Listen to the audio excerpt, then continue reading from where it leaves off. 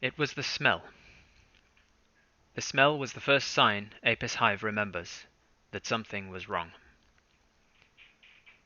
It was a dreary and damp day when Apis was returning from the Giftigald forest, having had a largely unsuccessful day of hunting. They were returning with only 3 relatively small rabbits, and had broken a knife and 6 arrows in the process, and what's more, had at one point slipped from a root, plunging their right boot deep into a mud hole, and now having saturated sock to squelch along with.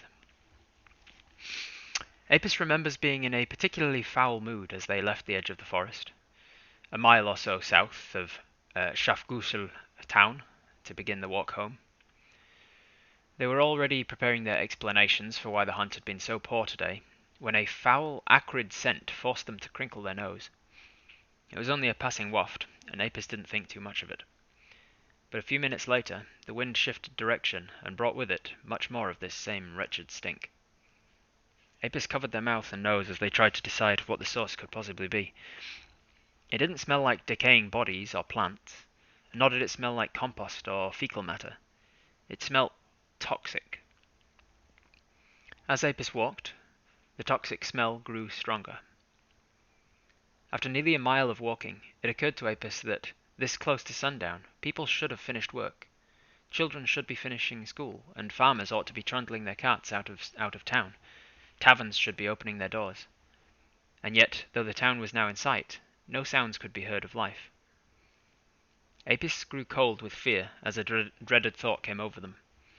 Their pace quickened as they marched forward. Soon they were close enough to see a faint emerald haze hanging over most of the town, and the pieces began to fall into place. Apis broke into a sprint as they saw this, and arrived at the outskirts of town moments later. The first body they saw was Mr. Scuttron, an acolyte of Chatal, at the local greenhouse. He was face down in the dirt at the side of the road. Apis ran to him and heaved him over, retching at the strength of the acrid fumes still hanging in the air, and retching more at the sight of Mr. Scuttron's face. His bloodshot eyes had bulged, his veins swollen and dark, and blood filled his mouth and dripped from his nose. Apis dropped Mr. Scuttrell and ran through town, stopping to heave and catch their breath after only a few yards. The air was hard to breathe, and it made Apis cough violently. Eventually, making it to the centre of town, there Apis saw the town hall destroyed, as though under the weight of an enormous boulder which had since been removed.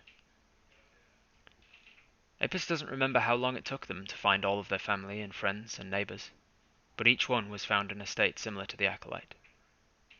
The hardest on Apis at the time was their younger sister, Seda. Apis would have done anything to protect her, but they'd not been here when it had happened. It was then, cradling Seda's body in their arms, and wiping her mouth with their woolen blanket, Apis vowed revenge on Unguhef, the ancient green dragon who ruled over the Giftigald forest. Apis couldn't tell whether it was the sound of their own teeth chattering that woke them in the fair woods around 3 years later, or the chilly breeze over their skin. Either way, the woolen blanket that they'd had for several years now clearly wasn't doing the trick anymore. Making a mental note to get it repatched when they're next in town, Apis rolls over and sits up. Looking around, the campfire's gone out, the snare trap's not been triggered, and their belongings haven't seemingly been tampered with. Apis rolls onto their knees and stands upright. They stretch and take a few meditative breaths, letting the cold air deep into their lungs. And then stooping down, they roll up the bedroll and tatty blanket, realizing it might be about time to get an entirely new blanket rather than patching this one. This one seems to be more patched than blanket at this stage. Apis dresses in their leather armor, buckling the straps tight as they think over what's on the cards for the day. The clouds on the horizon and the chill in the air suggest it might rain today, and perhaps it would pay to sleep indoors tonight. Belting on the scabbard, Apis draws their short sword and inspects it. Still looks in decent quality. No major rust. No dents or nicks. Well, nothing that can't be buffed out anyway and fixed with a whetstone. They make a mental note to sharpen the blade again soon before it becomes too big of a job. As Apis slips their quiver over their head and tightens the strap, they do a quick count of their arrows. About 14 left, and 4 arrowheads too. That should last a while. They make another mental note to fix those heads onto new shafts when they get a moment and can find suitably straight wood and fletching. And then Apis grabs their coin purse and draws the string, tipping the contents onto the palm to count.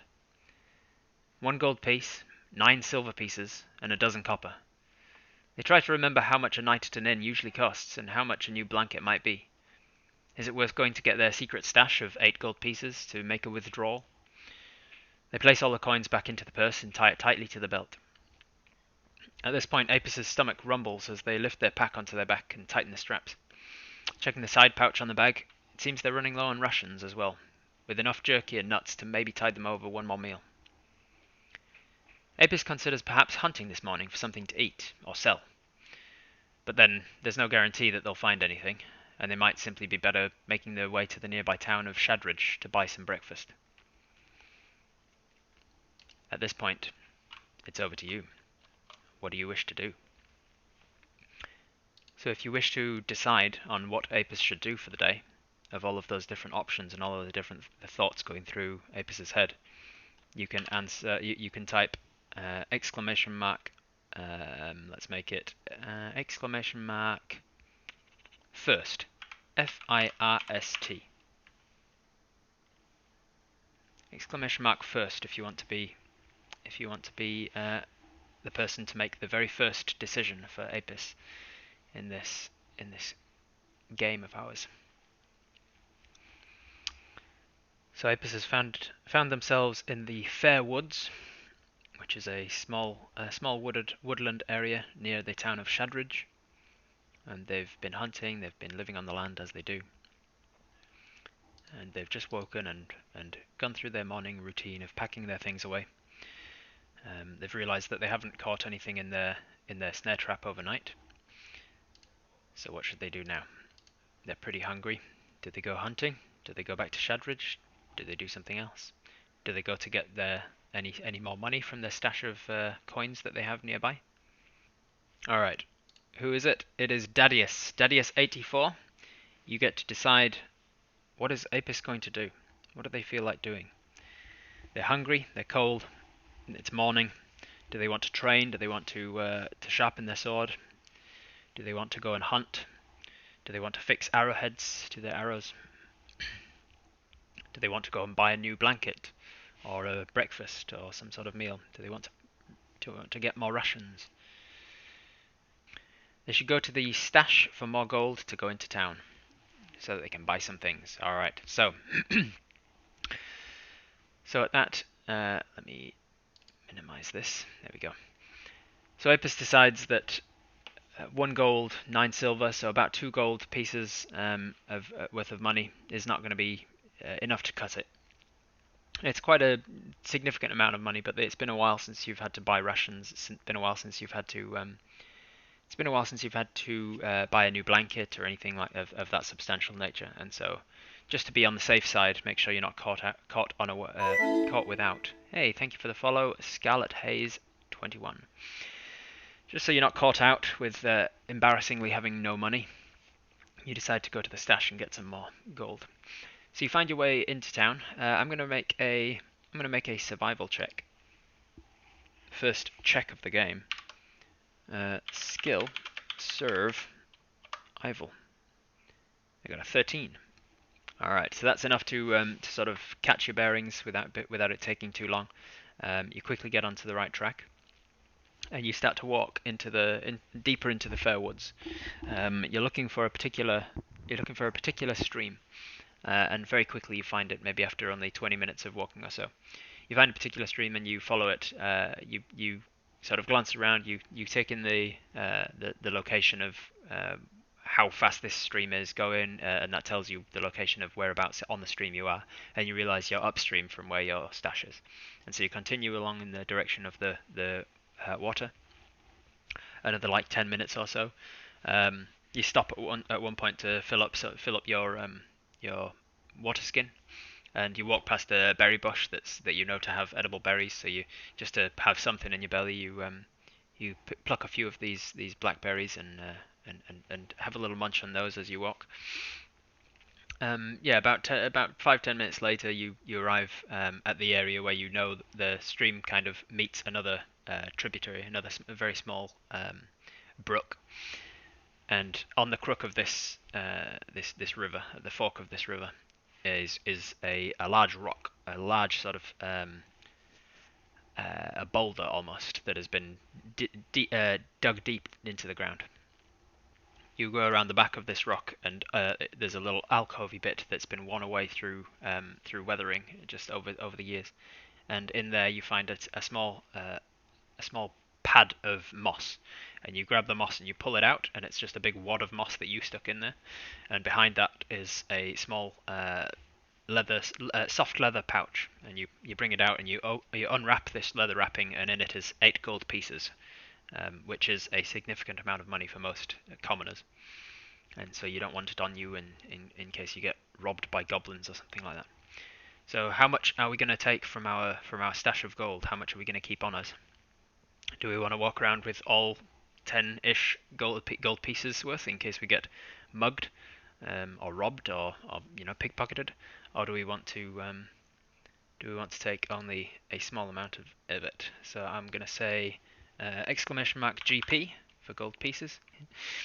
Exclamation mark GP if you want to decide how much are we taking out of our bank to keep on us.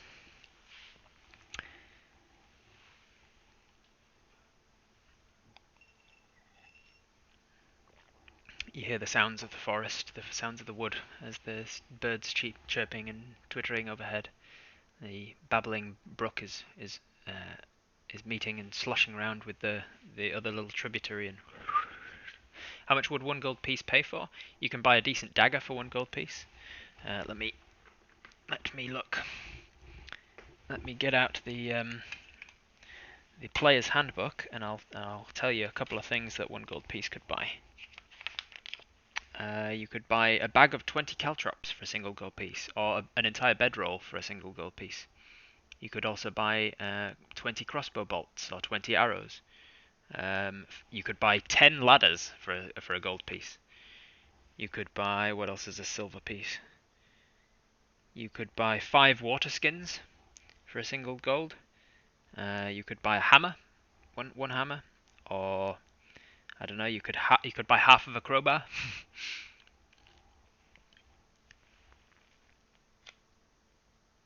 You could buy 2. No, I won't say that one. You could buy, you could buy 20 buckets apparently. All right, here we go. Roll it. Circus Assassin.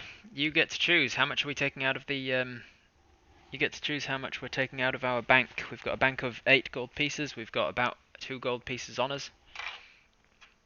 What are we gonna take? You sort of look around. You glance over your shoulder. You see that there's no one seemingly watching you as you secretly taking your money out of this account. Unfortunately, it's not very good interest rate in this particular bank of rock. The riverbank. Haha, riverbank. How rich are we, FPGX? Well, 10 gold pieces is quite a hefty sum of money. It's about what a 1 gold piece is about what a skilled artisan could make in a day, and we have about 10 of them. We have 2 honors, and we've got 8 that are wrapped up for safekeeping in a rock that we've just gone to and picked out. And now Circus Assassin gets to choose that. Apis thinks it over and takes out 4 gold pieces. They put 2 into the coin purse, slip 2 down into their boot, putting 4 gold pieces back into the bank. All right. So you wrap up the 4 gold pieces and start to think, oh man, I really hope I come across a job that pays well enough soon. And it's all good. They wrap up the 4 gold pieces and put it back and stuff that moss back in and try and arrange it so that it looks normal and natural. Take 2 gold pieces and stiff it down the side of the boot. Not very comfortable to walk on if they slip down into the bottom of your shoe, but you manage to keep it in a place where it's secreted away. And you put 2 into the coin purse, so we've got about 4 gold on us. And then we're heading to town. I believe Daddy has said we're going to get some money out and then head towards town. So after about an hour of walking through the woods, I won't roll another survival check. They're good enough with survival that that it's highly unlikely that they would get lost in this wood without any sort of stresses or anything. By the time you get to town, by the time you get to the edge of the wood, rather, you're starting to get really hungry. Like it's been you've been awake maybe a couple of hours at this point, um, and it's rather chilly as well. And so you make your way to the edge of the forest, and as you walk out of the edge of the woods, this is when it starts to get a little bit warmer because now there's no canopy over the head blocking the summer sunshine. Because it is, I would say, towards the end of summer probably. No, actually, let's make it. What season should it be? I think it would make sense for it to be about early spring. So it's early spring. It's a little bit chilly for that reason. And the sunshine's now in the air.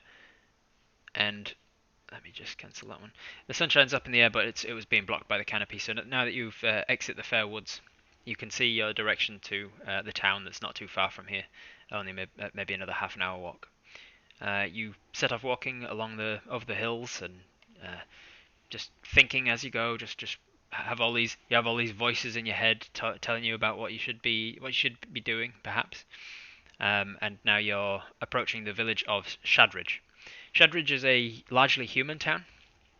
It's like maybe a day or two north of where your home village was. You haven't been back there in the 3 years since the incident.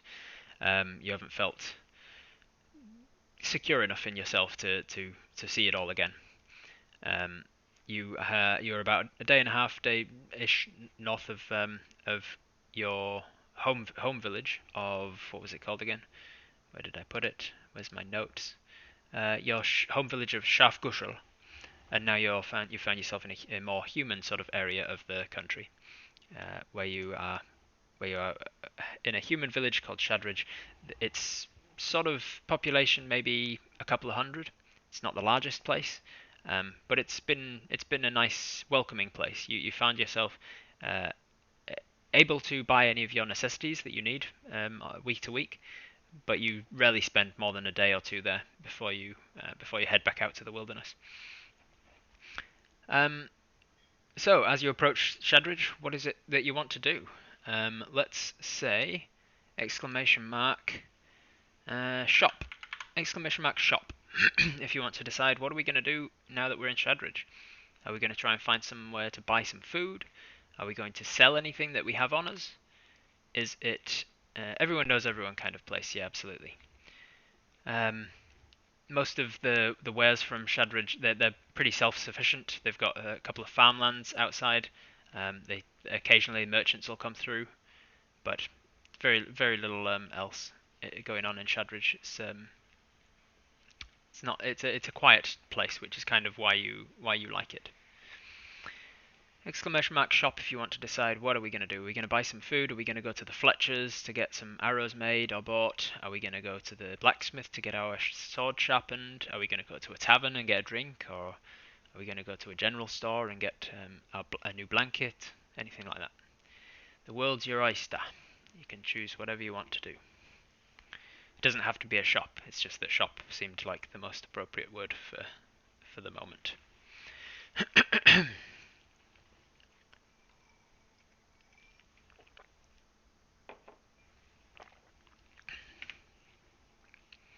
As you're approaching Shadridge, there's a horse and cart, trundling out of the village. One of the guys you recognise, he's a halfling fella, a hobbit fella, and he sort of waves and, oh, good to see you, Apis. Haven't seen you in a week. You've been keeping well. Not got any more injuries, have you? Sort of waving. Just a friendly greeting more than anything as they trundle by. And then you head into Shadridge and Lyric Lost. Where are we going? Where does Apis decide to go?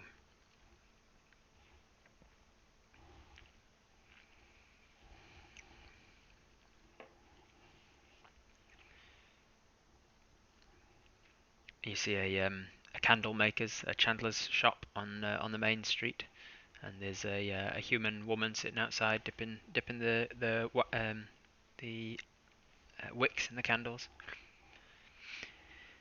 Apis thinks about the items they'll need to purchase, but a persistent growl from the region above our belt buckle soon leads us to the local inn. Yeah, we decide that we are too hungry now. So, Apis says sort of a cheerful kind of wave to the chandler lady who is making the candles. She just waves back and continues her process. And you decide, yeah, I'm going to head to the inn to get some food. So the inn in Shadridge you know to be called the Lucky Loot. The Lucky Loot. Don't starve. And so you head over to the Lucky Loot, which is towards the centre of town. There's a nice. It's mostly dirt roads, but the town centre is cobbled, just the town square itself. And you head over to the cobbled town square, and you see the kind of a water feature. It's mostly run by people every morning. That's the people of the town. Hoist up buckets of water into a large receptacle at the top, which has got small holes in it that creates a sort of fountain-like water feature. And every so often they have to refill the top receptacle. Hey Penny, how is it going? No worries, thank you for coming along. Apis stabs to death in the town square. Game over. Start a new file. So you arrive at the town square and there's people milling about. A couple of people recognize you and say hello. You head towards the Lucky Loot, which is a tavern and an inn, and sort of acts as the restaurant of kind as well because of the kitchen that's attached. And you head inside, and as usual, you are greeted behind the bar by Gretchen. Gretchen is a small uruk. In my world, uruks are the names for half orc, half humans. So Gretchen is a small half orc. So by half orc standards, she's exceptionally small. So by human standards, she's about average. She's about 5'5" ish, about 5'8". And she's only got the one tusk on one side. The other one is broken off in a much smaller fashion, small enough that she can cover it with a lip. But she's behind the bar and she's talking to a human at the time, a human boy. Eric, I don't know who Eric is. Sorry. And she looks over as you enter and says, "Hey, half orcs, they're Russian. They're based on a Russian. Oh, Apis, it's good to see you. Come on in. It's good to see you. I have not seen you in a week. What, 2 weeks? Something like that. You must come in. Are you keeping well? You look like you're wasting away. Wasting away." How is her hair tied up? Avon Exodus says. So Gretchen has sort of dark curly hair that she never really puts in any sort of style. It's just always just practically pulled back and into a bun. The only time you've ever seen Gretchen with her hair down is when she's not working and she just takes the string out and just lets it kind of loose and big fluff effectively. Yeah, an Uruk. Oh, not Eric. Uruk. U-R-U-K. So she enters. She ushers you in, and you look like you're wasting away, not eating enough when you're out in the forest. You should get a job in town. You know, where there lots of people who like strong people like you. What can I get you to drink or to eat? Hey, you want some food? And because we were hungry and heading to the tavern, we decided to order some food from Gretchen. Gretchen has a few things on offer at the moment. She's got porridge as always. She's got some bread and cheeses. She's got some pheasant and some stew from last night. She's still got stew left over. So we grab some of that. Let's have a look. What sort of price are ow fingers ow. What sort of prices are meals? Let's have a look. Ale and rabbit legs. Yeah, why not? Why not? You know that Gretchen is infamous in this town for having really bad ale. She brews her own ale and it's not good. But thankfully she also stocks mead from other places from an apiarist nearby called Jack Creed. He makes his own mead and he brings it in and people love that. That's a real popular drink. But She also has ale, and she also has goat's milk. She raises goats herself, and it's got goat's milk and a few other drinks as well. There's water, but nobody really wants the water. Let's have a look. How much is a meal? How much are we willing to spend on it? Do you reckon, guys? I won't ask. It's not important enough to ask a particular question for it. But how much do you guys reckon we'd be willing to spend on some food?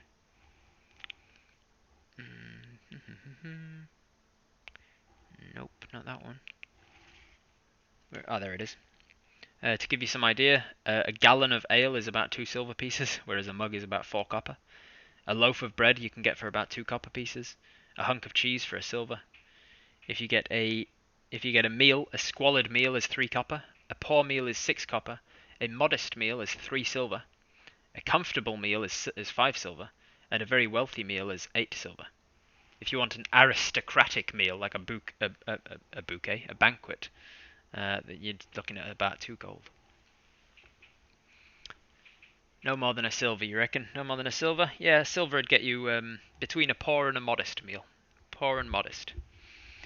Modest meal and a cheap drink. 3 silver, 1 silver. I reckon it sounds like we might need a hearty meal. We are pretty hungry. We didn't eat a heck of a lot last night. The hunt wasn't successful very. Yes, Banana Champion. 1 gold is 10 silver, and 1 silver is 10 copper. I reckon we can afford. We can afford it. We feel like we should treat ourselves, and we decide to spend 3 silver on a modest meal. Modest meal, and because Gretchen knows us and likes us, she decides to throw in a cheap drink for free. So we spend 3 silver on it, and we decide to get something along the lines of a small bowl of porridge with a nice warm bit of leftover stew that's been warmed up. She puts in some of the pheasant that was caught this morning, and to make the stew a little bit more tasty and a little bit more nutritious, and brings us a small chunk of bread to go with the stew. We have to wolf down the porridge first and get the drink of some of her ale. We ask if she's got any of the mead, and she says, "No, sorry, run out of mead at the moment. Creed hasn't brought it round in a day or two now. We've started to run low. Unfortunately, it's my ale or nothing. I suppose I could get you goat's milk if you wish." And we decide, yeah, let's actually have some goat's milk instead. I'll be tracking how much we spend. Don't worry, Maria. I've got all of the stats, and I keep a track of everything. 50 bits. Thank you very much. Avan Exodus. I appreciate it. Is this your first D&D experience? Well, I'm glad that you are here to share it with me. So we decided to spend 3 silver. We get our porridge. We get a glass of goat's milk. And it's been kept in the cellar where it's nice and cool as well, so it's slightly chilled goat's milk. We eat this and we feel our belly get nice and full. What do we want to do now? So we've got the day ahead of us. It's towards sort of mid morning at this stage, because we woke up with the sun and the cold air across our face. We woke up pretty early, and so we've still got the rest of the morning with us. So let's go. What should we do? Let's go town! ! Town. If you want to decide, what does Apis do now?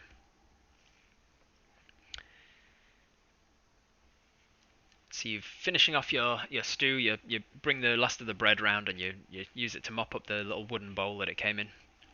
And Gretchen comes back across, seeing that you're finished, and grabs the cups and the plates and things from you.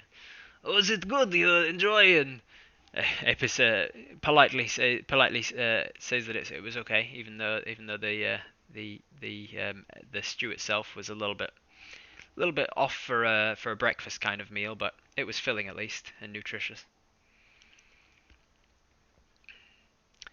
So what do you want to do? We can leave and get some talk to the town. We can talk to Gretchen, see if there's anything going on in town, or we could always go by the shops and buy something. We could get our weapons fixed. Whatever you want. Anything at all. The world's your oyster. I'll give you just a few more moments. !town if you want to be in with the chance to make a decision for Apis rather.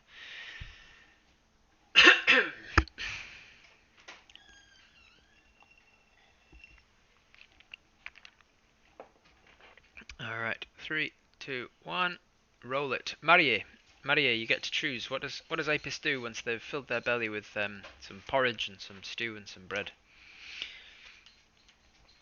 As Apis is sitting there on the pretty nice wooden chair. It's been well made. Wooden chair, wooden table. It's a nice tavern that's well looked after. It doesn't see a lot of like drunken brawling or anything like that. Gretchen's pretty strict on not allowing people to fight in here and not allowing them to get too drunk on a night. So what do you reckon, Marie? Where are we going from here?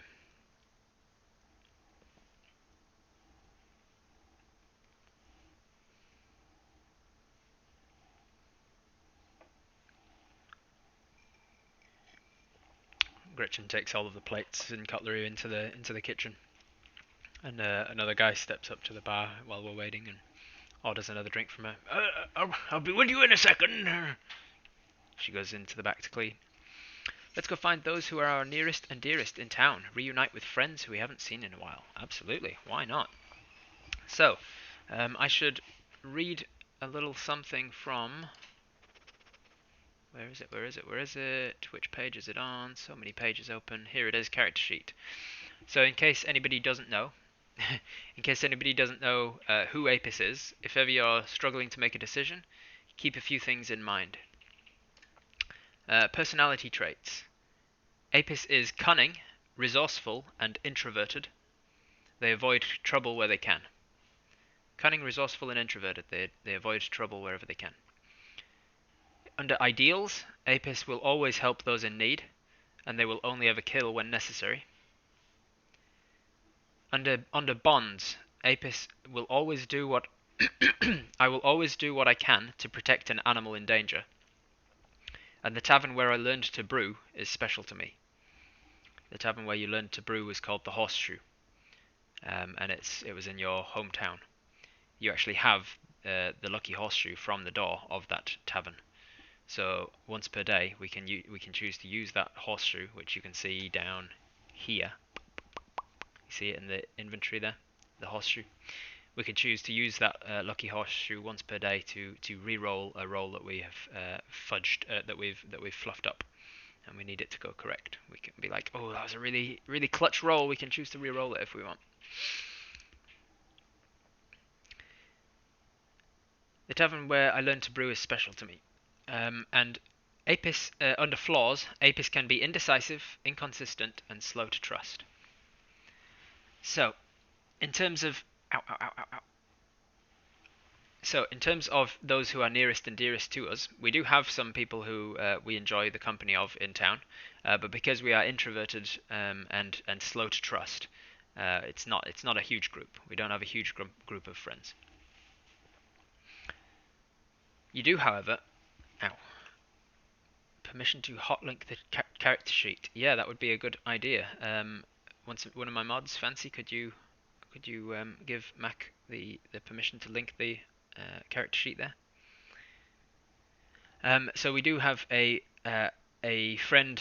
We do have a human friend by the name of Franklin Hayward, and we decided to go and find Franklin and see what Franklin's up to. What do we reckon? What do we reckon Franklin should do? I never actually gave him a job. Let's say that Franklin is the... What sort of jobs would be needed in a medieval town? We need a baker. Maybe Franklin's a baker. Yeah, why not? Why not? We need a baker. So we decide, let's go and see what Franklin's up to. It would make sense that we would have made friends with a baker as well. It's always a good idea to make friends with someone who bakes. So Apis thanks Gretchen on the way out of the door, and no problem. You come back soon. Don't make it 2 weeks before I see you again. Hey, you come back in tonight. I mean it. Come back in tonight. We have a drink together, yeah? And then, oh, sorry. I was getting you a drink. And she continues to serve the next guy. You baker friend, more breakfast. Yeah, let's go get some sourdough. So you decide to head down the road. It's not too far because it's actually just off of the town square as well. You can hunt for meat and gather roots and herbs. When you're out of town, you can't find bread. Exactly, Circus Assassin. Um, so you go over to the baker's and you walk through the front door, which is left ajar and held there by a big rock to let the nice smell of bread waft out into the town square and make everybody come in. You walk in and see an elderly woman that you recognise as well as Edith is her name, and she's a retired lady at the moment, but she also likes to dabble in herbs and apothecary kind of spices and concoctions. She likes to make salves and things, but it's mainly just as a hobby rather than anything else. And you say hello to Edith. Oh, hello, Apis, love. You're back in town, are you? You're looking well. Um, are you here to get some bread? I haven't just bought. I've just bought the last baguette. You didn't want a baguette, did you? And you say, no, Edith, I'm just here to see Franklin. Oh, good, good, good. Well, you take care of yourself. We'll see you later. And she toddles out of the shop, and then Franklin, who's the man behind the counter, he goes, "Hey, Piss, good on ya! Come on in, come on in." And he walks around the counter and like gives you a hug. And it's unusual for you to allow anybody to get that close to you these days, but Franklin feels you feel a bond with Franklin. He's a particularly fun gentleman to be around, but also he has a very trustworthy and very responsible sort of attitude. He can have a laugh and he can have a joke around, but at the end of the day, you know he's got his heart in the right place. How did I modulate my voice to sound exactly like an old lady? Modulate it with skill and talent, Avon Exodus. That's the actor's abilities. What can I do for you? Apis, I've got I can get you a couple of things that I've been about to throw out. I didn't really have. I'm secretly an old lady. I'll get you a couple of things. I was going to throw them out because I don't think they're still good enough to eat, but not good enough to sell, really. So I can get you those if you want. And I suppose, yeah, why not? So Apis says, sure. And he goes off and gets the things and brings them back, and he sort of tears one open and he starts to eat it with you and sort of like leans, half sits on the counter. How's it going then? You been up to much out there? Keeping yourself safe? And you just catch him up. You spend a good like 10 minutes just catching up. It's just general chit chat. And if it was actually an old lady, why would she do her makeup like this? This beautiful face, you mean? So you spend 10 minutes catching up with Franklin. He seems genuinely glad to see you and glad to hear that you're safe. There's a lot of dangerous monsters that live out in the wilderness, and so he's always a little bit concerned for your safety when you head out of town. But he always feels a little safer when you come home, and you're a quite a force to be reckoned with when you have to be. And so you've been somewhat of a what's the word? Somewhat of an unofficial towns guard, effectively, when you're in town, because they know that if there's an issue, you're going to be there to help solve the issue. Ajo says, just to check, do we have a yes and rule so that the next person's decision can't directly contradict the previous? Yes, absolutely. That hopefully goes without saying, but is probably worth saying all the same. So thank you for that, Ajo.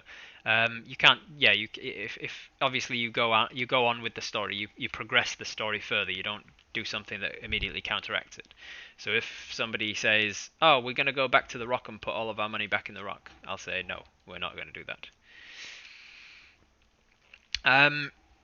So we've caught up with Franklin. Do we want to continue on with other people? I can decide. Let's have a look. See, I'm gonna tell you what I'm gonna do. I'm just gonna roll a d20,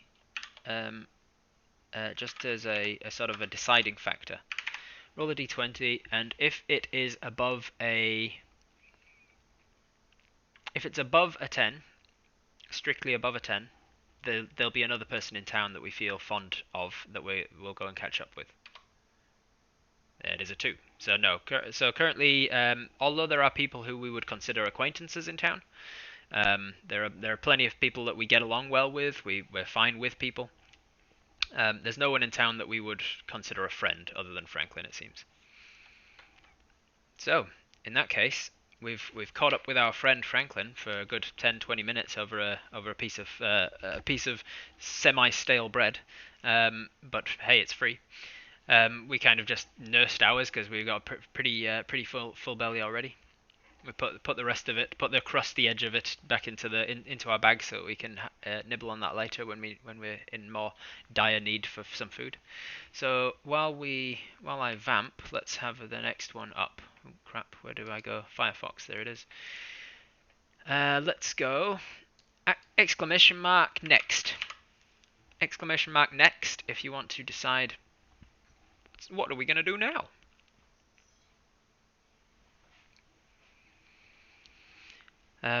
So you continue to talk with Franklin for a bit about what you've been doing, and then you finally ask him what he's been up to, and he says, not a lot really, just the usual, keeping busy. I mean, people need bread, and I keep providing it. Not a lot else really. Try to drink at Gretchen's place, the Lucky Loot, over on an evening, just to have some fun. I've been seeing Sally, the lady from two doors down, and oh really, yeah, it's going well. She seems to be enjoying it as much as I am. There's not much to do around here though, so we just sort of hang out and talk. She's quite a good conversationalist, you know. She's quite learned. She's got a lot of books in her place as well. Any town news, Rob? What do you mean? A lady friend, yeah, got a lady friend. Does Apis have a companion like a dog or a wolf with them? Since they are an introvert, I mean. They don't yet have a companion, no.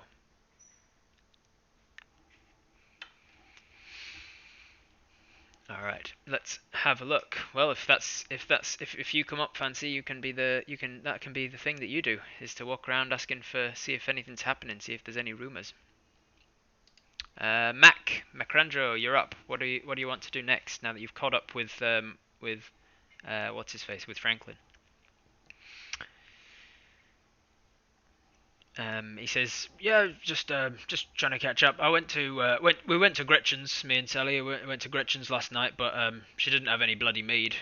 No. Creed hasn't dropped off the mead in a couple of days, so she was out. Only had the bloody ale. It's almost rather drink my own. Well, you know what. Uh, but hey, I mean, at least she keeps trying. I think it's probably getting better since she started, but oh well."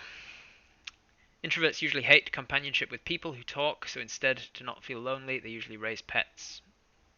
So hopefully we get ourselves a pet of some kind then. Check out the current events in the town, perhaps the notice board. Alright, so Max says we go to check out the current events in the town, perhaps the notice board. Excuse me, just one moment while I have a drink.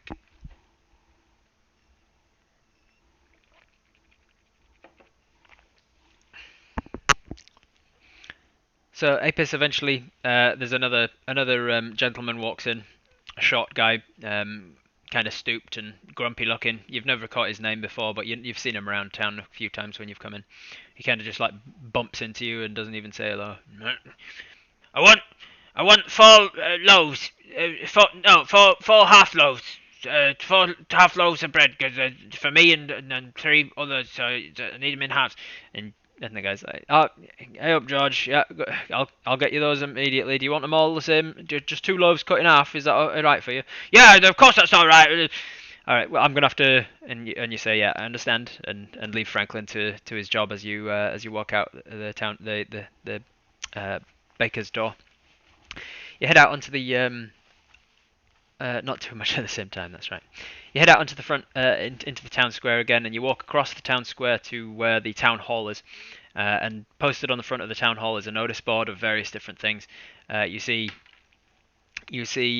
notices that are usually there that have been there for a long time about like ongoing things like if you want to work at the farm, come and speak to so and so, or always looking for an extra hand at the mill, and all kinds of things like that. There's no new notices that have been posted about like adventurer wanted for whatever cause, blah blah blah. It seems to be a relatively wanted for not like it says wanted for not liking chocolate. Uh, it says yeah, there's a few things like maybe there's rat catcher wanted at the let's see. Hmm, what would the let's come up with a farmer name. I didn't come up with a farmer. Let's have a look. Um, Colton. Colton's farm. Ratcatcher wanted at Colton's farm, and maybe uh, a helping hand needed at Creed's apiary. Apiarist. I always forget what the word is. Apiarist. Apiary. Right. Helping hand wanted at Creed's apiary, and waiter. 2 days a week waiting at the Lucky Loot and a bunch of other things like that. But it seems that nothing weird is happening in town, which may seem strange for the start of a D&D campaign, but go with it. There's also an ad for an onsen. Yeah, there's an ad for a new bathhouse that's opening up in town.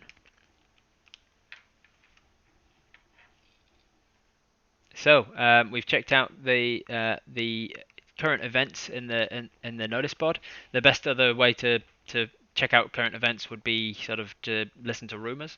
So you're kind of like at a bit of a loss about a bit of a loose end about what to do. So you decide to just kind of wander through town and just stretch your legs and keep yourself refresh your social interaction quota for the month, because you've been out in the woods for maybe 2 or 3 weeks now. Yeah, we could go shopping.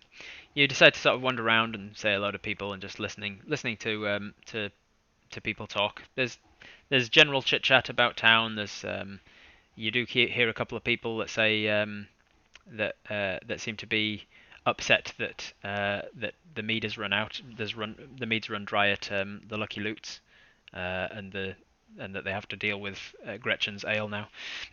But other than that, there's no real through lines popping up. So what do we want to do now? What do we want to do now? We're going to go to the markets and listen to rumors. Yeah, there's not a lot of rumors happening. It's not the largest of towns, not the largest of cities either, and so there's not a lot of there's lots of gossip happening about. Oh, did you hear Franklin and Sally are now dating? Oh, blah blah blah. But nothing really particularly is happening. Let's go with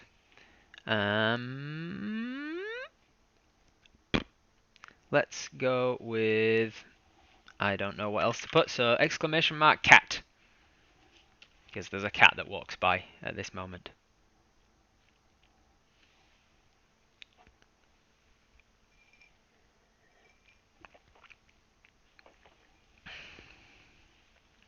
Lots of voices inside Apus's head are saying that maybe they should go and see what's happening with the mead issue and why there hasn't been a delivery of mead from Creed's farm, Creed's bee farm, in a few days.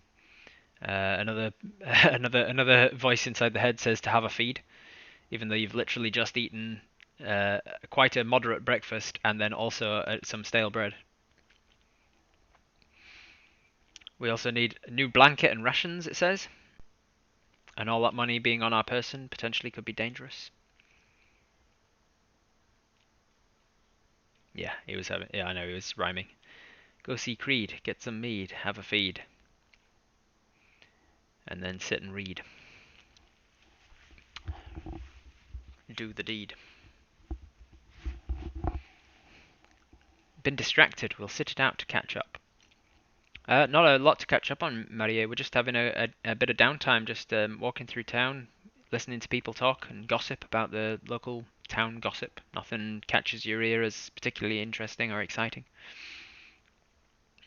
other than the fact that the town seems to be a little bit distracted by the fact. Do a Rob and watch it 1.5. I'm offended, Circus Assassin. I don't watch things 1.5. I watch them 2 minimum.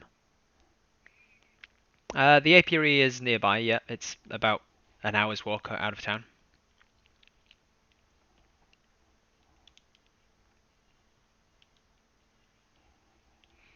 watch things on double speed, and I listen to podcasts on 2.5 speed because you can get through them faster. So you wander past let's say an elderly hobbit man who's selling carrots on the street, and carrots and various different root vegetables that he's been growing, and seems to be doing okay for himself. Like there's a young boy who's buying a dozen or so for his mammy, who's standing nearby, teaching him the value of coins, I guess. How many for this one? Oh, can we have this big one? Oh, this one's shaped weird, mummy. Gets puts them in a bag. All right, I think you've had long enough now. So, Cat, Andy, you get to decide where are we going. What are we doing at this point? You watch VLDL D&D on 7.75 speed. Slow. I watch it at 1 times. It's my treat for a Friday. Fair enough. Yeah, I do watch the Viva la Dirt League videos on 1 time speed usually. It's Critical Role I definitely watch on 2 times speed, because how the hell am I going to catch up otherwise? 4 hours a week becomes 2 hours a week, and it becomes much more doable.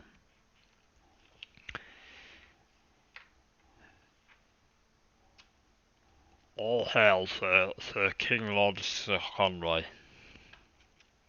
Andy decides we've got to go spend that money. Let's go buy a bedroll and see if they've got any work for us around that part of town.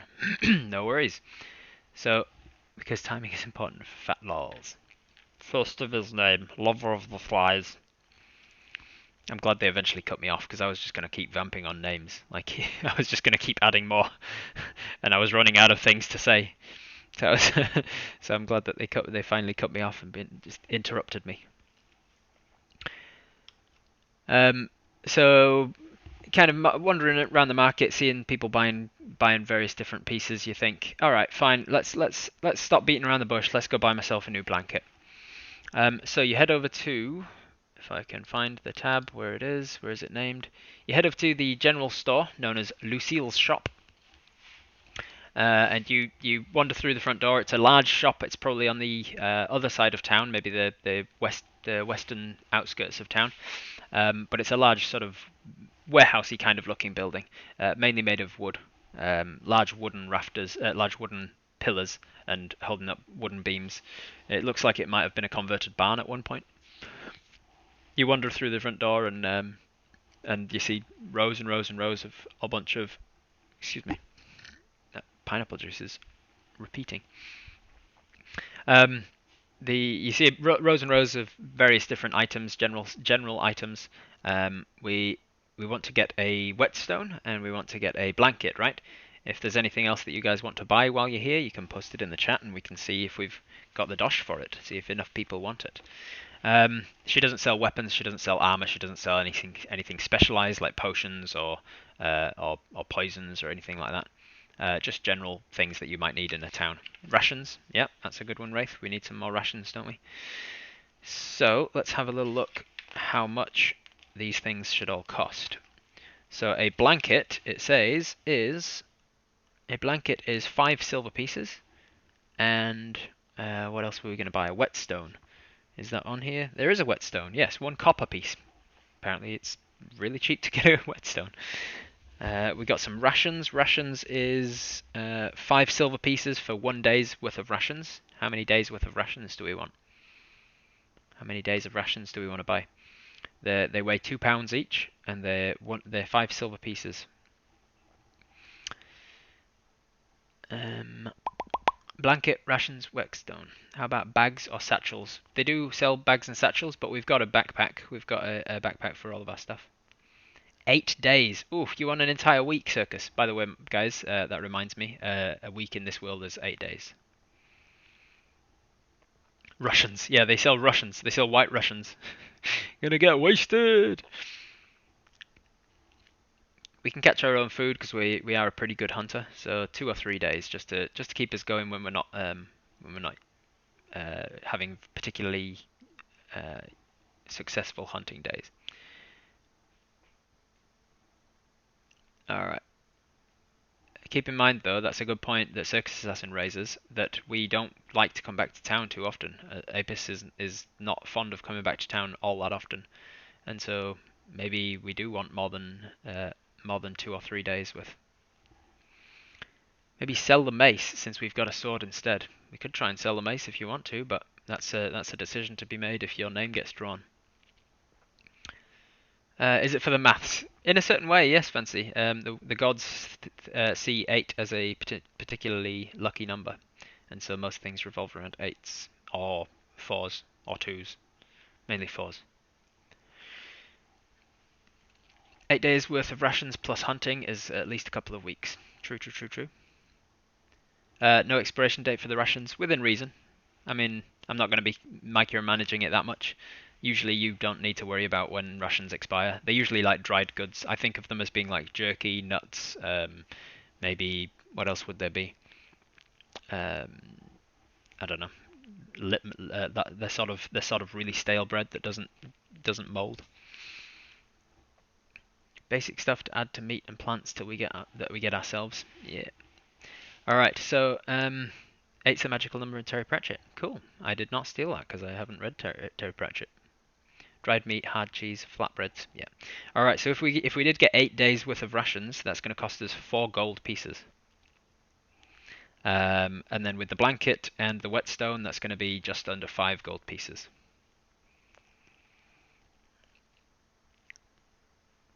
Apis would know what to get to last them, I think. It's a good point. But at the same time, Apis never really knows how successful a hunt's going to be for the next couple of weeks.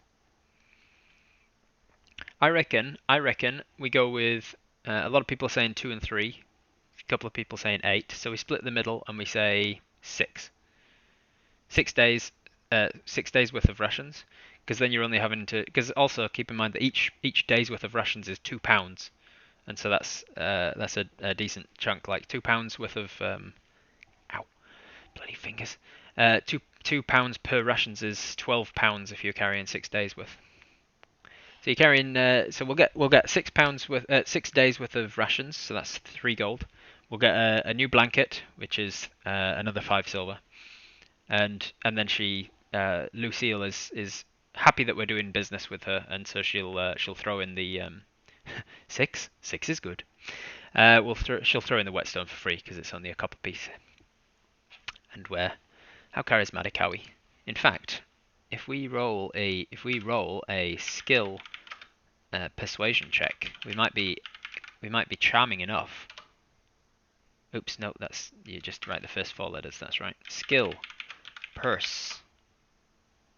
7. No, we're not feeling very charming today. Unsurprisingly, this is the first hour that we've spent in human company in like 3 weeks maybe, and so we're not really being particularly charming, and so she doesn't give us a discount of any kind. She just gives us it for 3 gold, 3 gold, 5. Oops, 3 gold, 5 silver. Oh my god, I'm so sore. My muscles are betraying me. 3 gold, 5 silver. There we go. I'll mark that off. 3 GP, 5 SP. Our purse is looking empty. Yeah. So we're now feeling a little bit less likely to get mugged, and so when we yeah, when we walk out of the shop, when we get into an area where we can feel like we're not being watched, we pull those 2 gold pieces back out of our shoe and pop it in the coin purse now, and so we don't have to worry about that anymore. Ow. We had roughly 6 gold pieces on us and 4 stashed away, and now we've spent about 4 gold pieces, so we've got roughly 2 gold pieces left. So we're in town. We've got some rations now. We've got a blanket. What do we want to do now? Let's say, what's the next thing gonna be? Let's say the next one is dog! Exclamation mark dog. DOG. If you want to decide what we're doing next. Tangent, but as you're moaning, what are you doing other than jujitsu? What do you mean? I'm not doing anything other than jujitsu. Jujitsu and D&D. That's my only life. To stretch and stuff. No, I'm stretching at the end of a jujitsu session, but I'm not doing anything else. I'm not doing yoga or anything, which I probably should. but who the hell has the time for that? Starting a business, goddamn! Exclamation mark God.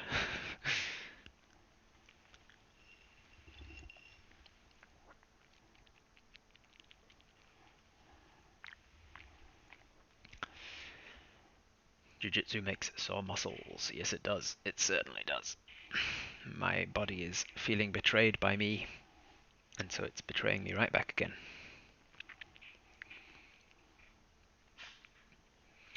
So you say hello to Lucille. You kind of friendly enough, making small talk to a certain extent, but feeling a little bit that's a little bit difficult to do. You're still getting into the habit of getting back into people again, remembering how to people. And so you ask for rations and a blanket, and you explain that your blanket's all tatty and patched now, and definitely needing a new one. And so she offers to dispose of it for you. She says, "Oh, I'm always looking for rags, love. I've got cleaning products and things. I always have to clean down the shelves. I can take that off your hand if you want, and you don't have to dispose of it. And I can cut it up and use it for dusting cloths and that. Yeah, no worries. Um, your stream's going halty. It's not showing any issues on my end. It's not telling me I'm dropping any frames or anything. What, Fancy? What's up? Is it all halty for you as well? Going crappy. I don't know why it's an issue for you guys. It's not on my end. And we're back, but I'm frozen. Just want to be frozen in a weird face.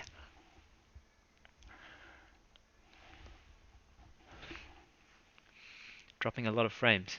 Damn. Hey, I'm back. I'm perfect. Back for Ajo. Everybody, refresh. Refresh. Ajo, not frozen here. Oops, who's that? Rabbiterson. Rabbiterson. Thank you, Rabbiterson, for the follow. You've joined us in the middle of a D&D game. Just pause, it'll be good. Alright, so, who won the dog? Ajo did. Ajo. What do we do now that we leave the shop? We say goodbye to Lucille, having felt like that encounter was a little bit awkward, and remembering to sort of refresh ourselves on how we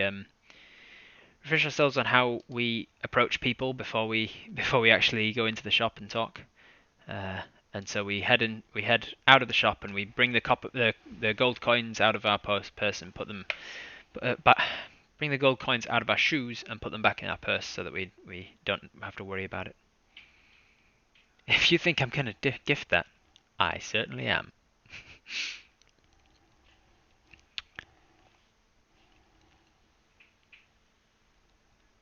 Avan Exodus, I didn't click a follow until now. Thank you, Avan Exodus, for the follow.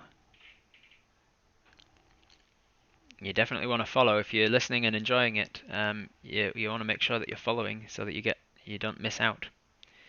Apis decides at this point that there's been a lot of talk. Hey, Mr. Andy53, thanks for the follow. Yeah, you want to make sure that you're getting the announcement of when we do episode 2 next week. Apis decides it's time to investigate what might be holding up the mead.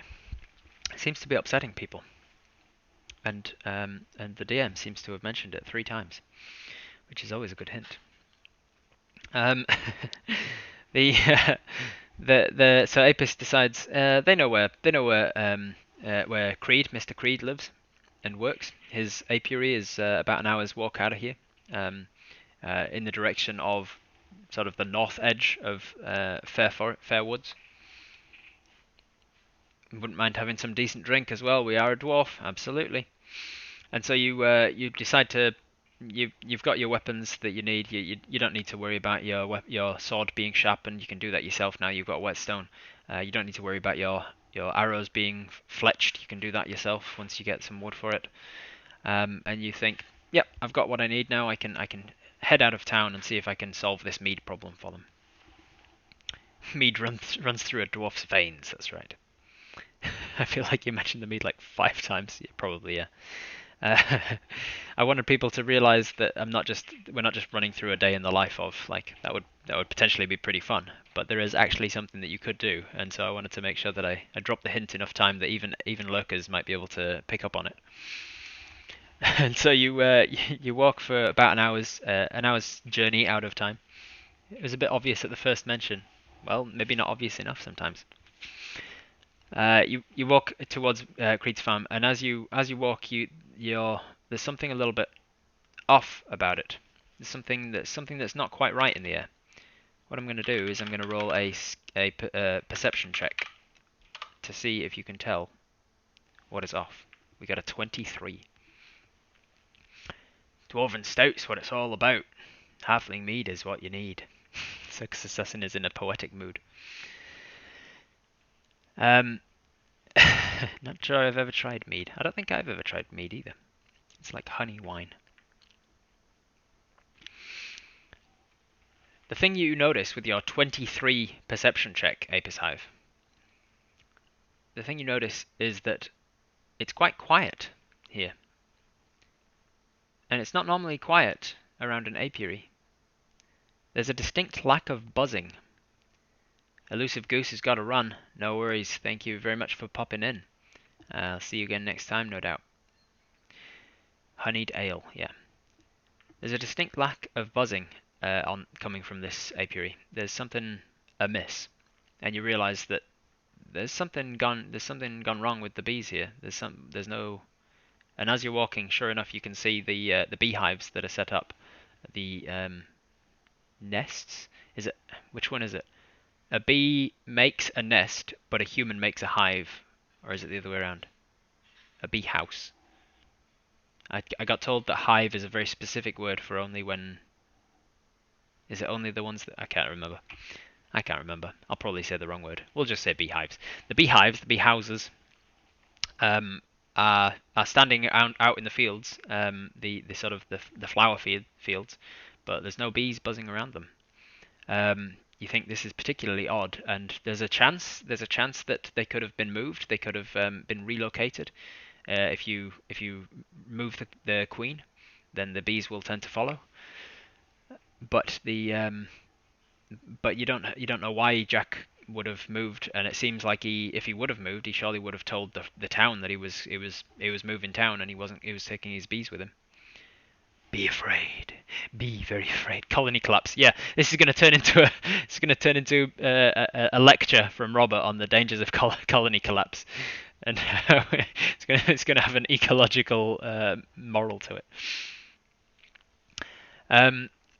So you wander closer and closer to the actual farmhouse itself, and as you're getting closer to the farmhouse, you see that the doors on the farmhouse up the nice white porch have been bust in, and one of the doors is like hanging on its hinges, and you realise that something's definitely afoot here. So it's exclamation mark B if you want to decide. B double E. Exclamation mark B double E if you want to decide what we do now. We've noticed that the bees are missing. There's a chance that something wasn't afoot, something wasn't wrong. Mr. Creed might have just decided to move house. But then once you approach the farmhouse, you see that the door of the farmhouse has been busted open, and something is happening. Something has happened. There's been some kind of breaking and entering. D&D was just a ploy to talk to you about colony collapse, guys.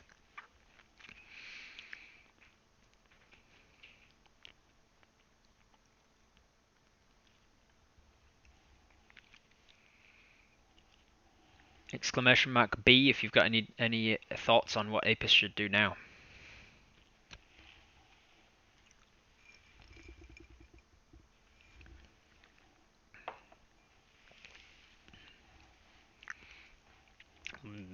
Bees. Bees. ABCs.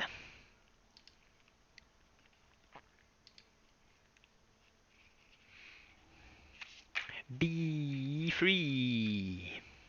Apis is standing there. Your breath is quickening. You remind yourself to breathe deep. The cold air reaches your nose, into your lungs. It clarifies your head, stops you from panicking. Think logically. Think logically. You're very well book learned. Something must have happened. What happened? An elusive goose? I think you just left, didn't you? Elusive goose? Elusive goose? Elusive goose? I didn't even see that elusive goose had... How did...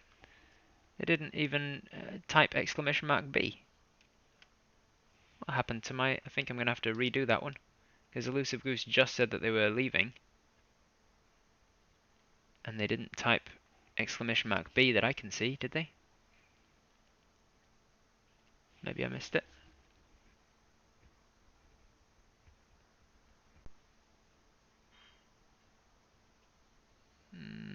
I'm not seeing where they posted it.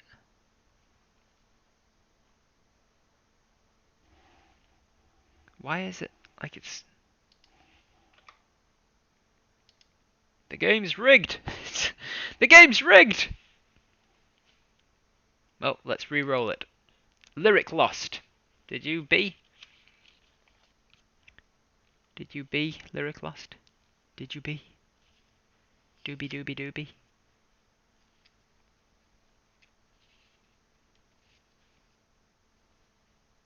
Lyric lost didn't B either, because they're in yellow. And I don't see any yellow here. What's happening, Nightbot? What are you doing to me, man?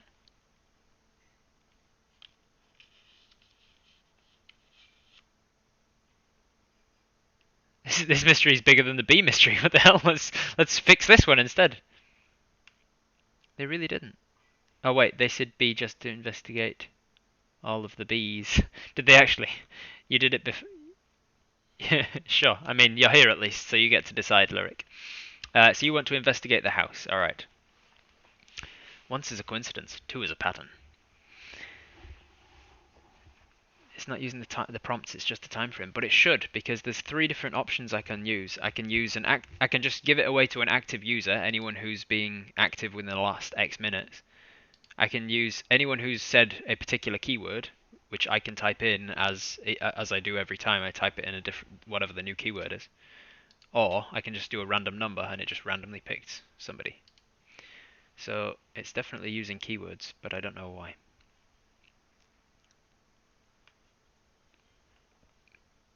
I've seen the giveaway without the text, without the exclamation mark, sorry.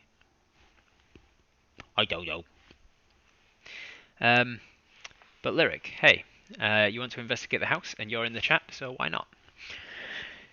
So you, it would pick B up as an entry. No, it picks, like I put in the keyword as exclamation mark B, so that it only picks up the keyword of exclamation mark B, not just the word B. So you decide whatever's happening to the bees, it's probably more pressing to know what's happening to Mr. Creed. And so you head towards the house. I'm going to roll a stealth check because I feel like Apis would want to be stealthy here. Skill, stealth, a 13, slightly above average. You walk towards the porch, and there's no sound coming from around. It's eerily quiet. You've been here a couple of times before, and it was noticeably loud with the buzzing. And so it's particularly strange for you to be in this location when there's no sound at all. Not from outside or inside. You draw out your short sword, just so that you're on the ready. And you approach the door that's hanging on its hinges. You peer around it. You can't hear any sound from inside. You, without moving it as much as best you can, you step through, around the door, and into the hallway. It's not lit. There's no candles, no torches, no sconces, no candelabras. It's light enough with it being sort of morning. It's probably about midday at this stage. and so there's enough light bouncing in through various windows and things that you can still make out what's happening, especially with your dark vision. You walk forwards down the hallway and look through the first open door into the drawing room, and it seems to be largely undisturbed. There's not a lot in the drawing room, nothing particularly of interest. There's a table and chairs and a writing desk, a bookshelf in the corner. Nothing seems out of place. You continue on down and have a look in the door on the other side, and you see the dining room. The dining room seems to be in a slightly different state of disrepair. There's the table and chairs in the center of the room, the large oak table and the chairs. They're all still there, but there's a cabinet that stands over in the corner of the room that has been busted open. It seems by force. There's splintered wood on the ground and a lock on the ground as well. There's no sign of movement in the room. It seems to have not happened recently.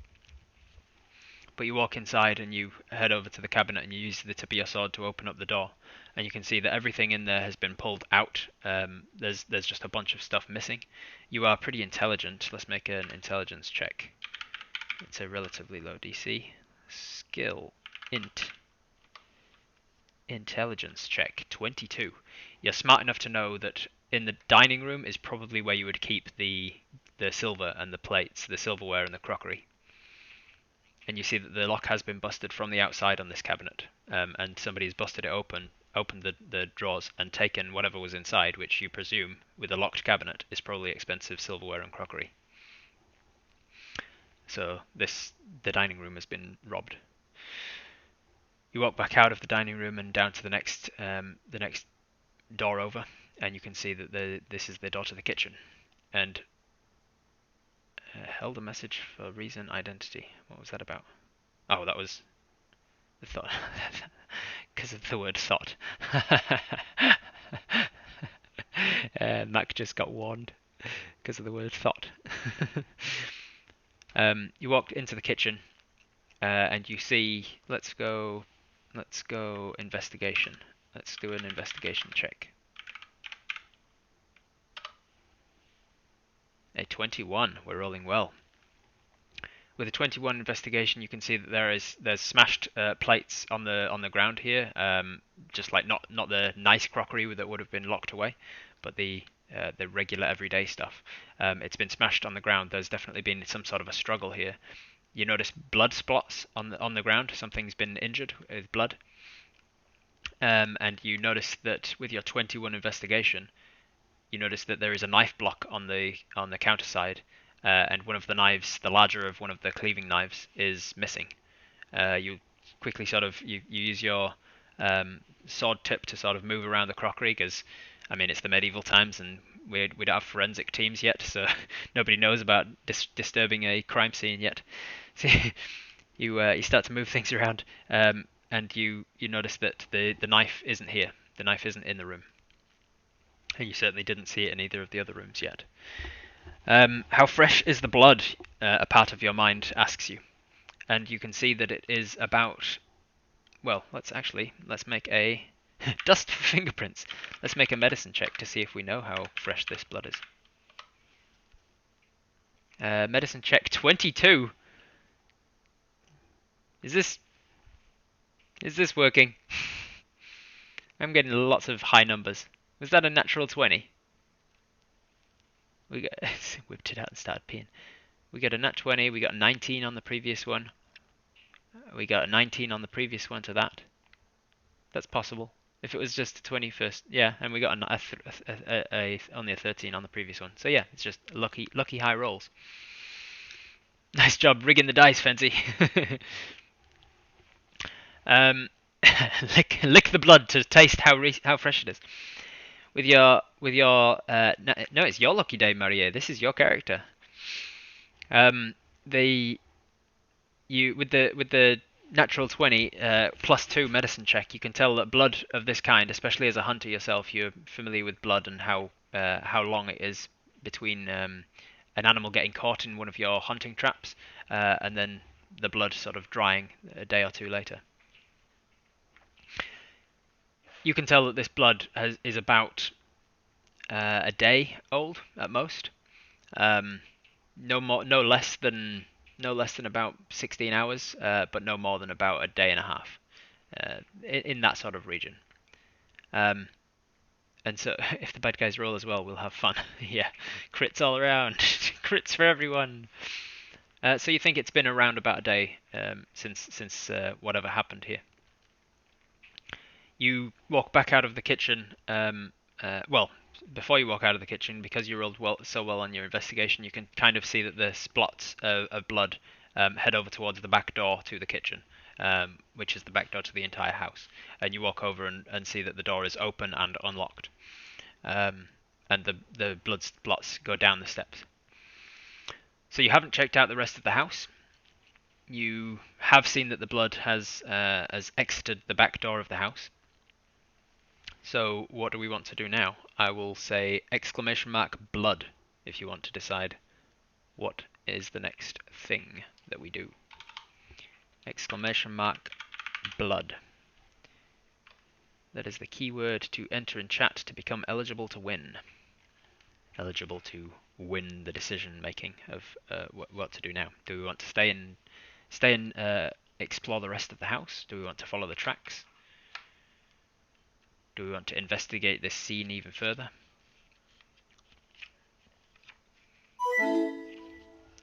L6KZ is now following.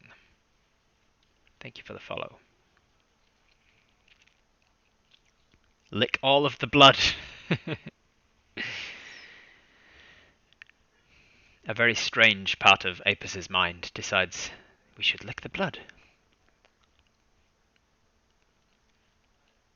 Whoever was bleeding lived to try and get away. Or was carried away, says Apus's mind.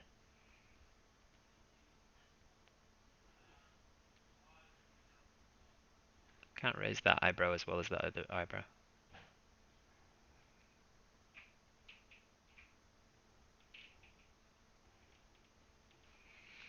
Alright, you've had long enough to type !blood.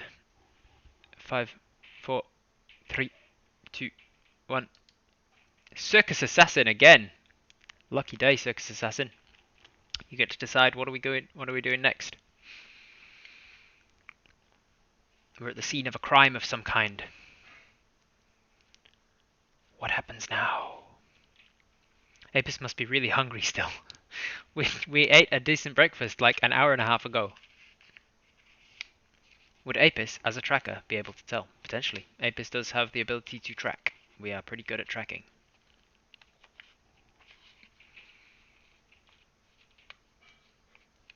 What are we doing, Circus Assassin? Follow the blood. If someone is in trouble, I must see if I can help. Bingo! Well done. There's inspiration there, Circus Assassin. If Circus Assassin gets inspiration for the rest of you, for following what the ideals say to do. To hell with anything else. If somebody's in trouble, I have to help immediately. So, 18,000 copper pieces donated. Thank you, Extreme Gamer. You're gonna get us there in no time. So, to hell with the rest of the house. You decide to dart out of the back door following this blood. But what if it's the bad guy? Could be. I'm going to make a tracking check to see how well we can follow this blood. Skill. Survival. Another natural 20. Another natural 20 for a 24. I do like natural 20s, but I am starting to get suspicious. Alright. So. Good night, everybody. Bye, Millie. Wow, wow, wow. Wow. Wow, wow, wow, wow. So you step out of the back door, you see the blood spots, and you can see that they are, let's see, how would it be? You can see that they are moving fast. From the splatter of them, they're splattered away, and like instead of dripping, the blood drops have been moving forwards as they're dropping, and then splatting in a fashion along the sort of stonework of the back porch, as it were. You get a natural 20, and you get a natural 20. This dice is the Oprah of natural 20s. I will double check the code. Thank you, Fancy. I mean, I did get a 9 earlier, so you know, it's not just giving us 20s. It isn't out of the ordinary for us to get this many good lucks. We did get two 19s in a row and then two 20s in a row, so that makes me think, but can happen. You see the blood splat means that that whatever was bleeding has been moving. Blood splatter analyst Dexter on his way. That's what you get when you get a natural 20 on your investigation and whatnot and your survival tracking. Nightbot rolls a 6. There you go. Lyric Lost isn't super lucky. And so you know that something was moving fast. With your natural 20 or a 24 survival check, you also, I will say, recognize that there are footprints in the mud, because as it starts to move off of this sort of concrete block that is out the back of the house and back into sort of regular land, you can see that the blood, while the blood disappears and is harder, well, it doesn't disappear, but it's just harder to see when you're in grass and mud. But there now footsteps begin, and footsteps are much easier to track in mud and grass. And so, no biggie, Ellen. I've got infinite gold pieces. You can have 6. And so you track these steps, and you can see that they lead across in the direction of the barn house. You approach the barn house at a quite quick pace with your sword drawn, and as you do so, you can see that there is a body that is lying on just outside the barn. There's more sets of footsteps, but they are hard to discern how many because they're all in basically a single file line. But thank you for the clarifying question, Verity. Running out of things to hydrate with. Might have to go and refill my glass after this. So you're running over this direction. You see a humanoid figure on his face in front of the barn, and you're pretty sure at this stage that it's Mr. Creed. As you're approaching, you realize this isn't actually a barn. You've never been out the back of Mr. Creed's house before. But now that you're close to this, this body in this barn, you realize it's not a barn. It seems to be more like it's sort of the size and shape and almost the architecture is the wrong word for such a small building, but the design of a chicken coop. But it seems to be in like a pride of place out the back of his farm and surrounded by a bunch of these now empty hives. The body is on his face and with his hand out, and you can see in the hand a kitchen knife, the brandished kitchen knife. You rush over to him and flip him over. A brief flash of deja vu comes to you from the moment that you rolled over Mr. What was his name? Let me bring it up. Mr. Scuttrell. That's right. The acolyte of Chatal. A brief deja vu moment as you tipped over the body of Mr. Scuttrell to see his bulging eyes and bleeding mouth. But this time you see the body instead of Mr. Jack Creed. He's been breeding cyclopedes. No. You see that he's collapsed onto his face, and he was seemingly the one that was bleeding, the one that was dropping blood. As you see a large gash, a large wound in his side. You turn him over. He is beyond first aid. Lyric Lost. There's no first aid. You'd see it as medicine. So I could do a medicine check. In fact, I will do a medicine check, not to save Mr. Creed, who has been dead quite a while now, but instead to at least ascertain how he died and whatnot. Thank God he died before we got there then. Yeah, well, maybe if you'd have come straight away. No, I'm joking. Medic. Apis says, "You okay, bro? Oh, bro. Oh, you're dead as, bro. Oh, you're way dead. Oh, no. Oh, he's like Soup's dead, bro. Are you a ghost? You gonna give me a ghost? Give me some of your ghost chips, bro." No one checks on their neighbours. Not in medieval town when you're like an hour's walk from the local town. So with an 18 medicine check, that's good enough to tell that how he died was he died of blood loss and exhaustion, effectively. It seems from various scratches and wounds on him that he was injured in this fight, in this tussle in his house. And stop it, I'm gonna pee. Oh, bro, don't pee yourself out. Go to the loo out.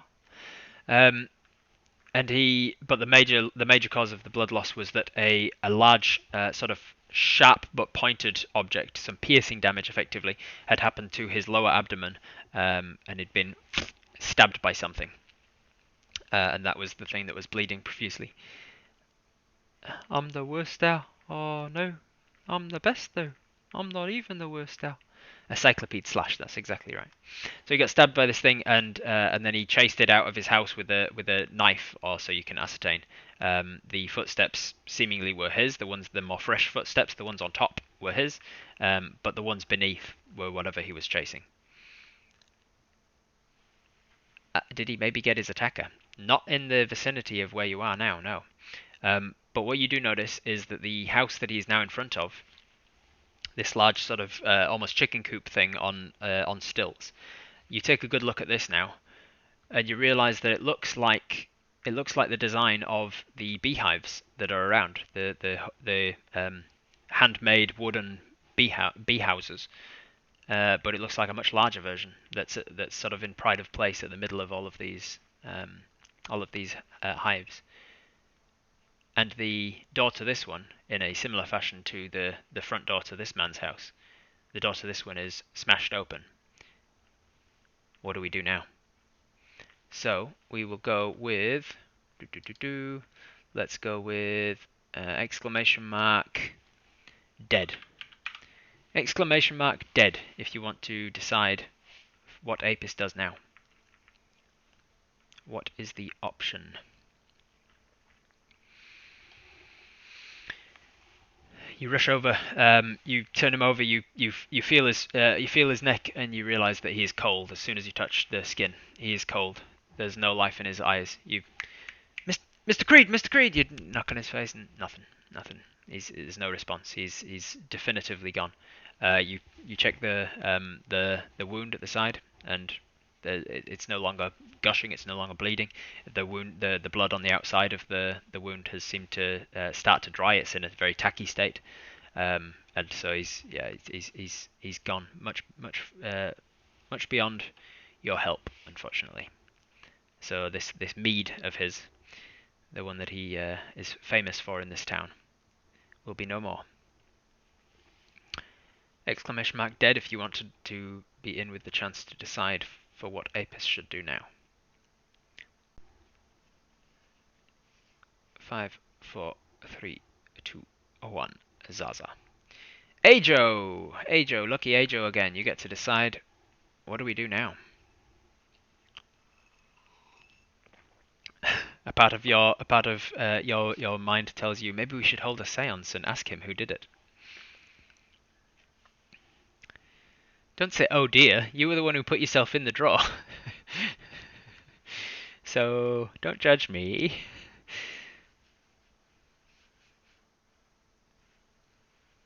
Loot everything. Alright, okay, let's see what he's got on him. So you decide you're gonna see what he's got on him. You turn it... Yes, Sajo, why not? Why not?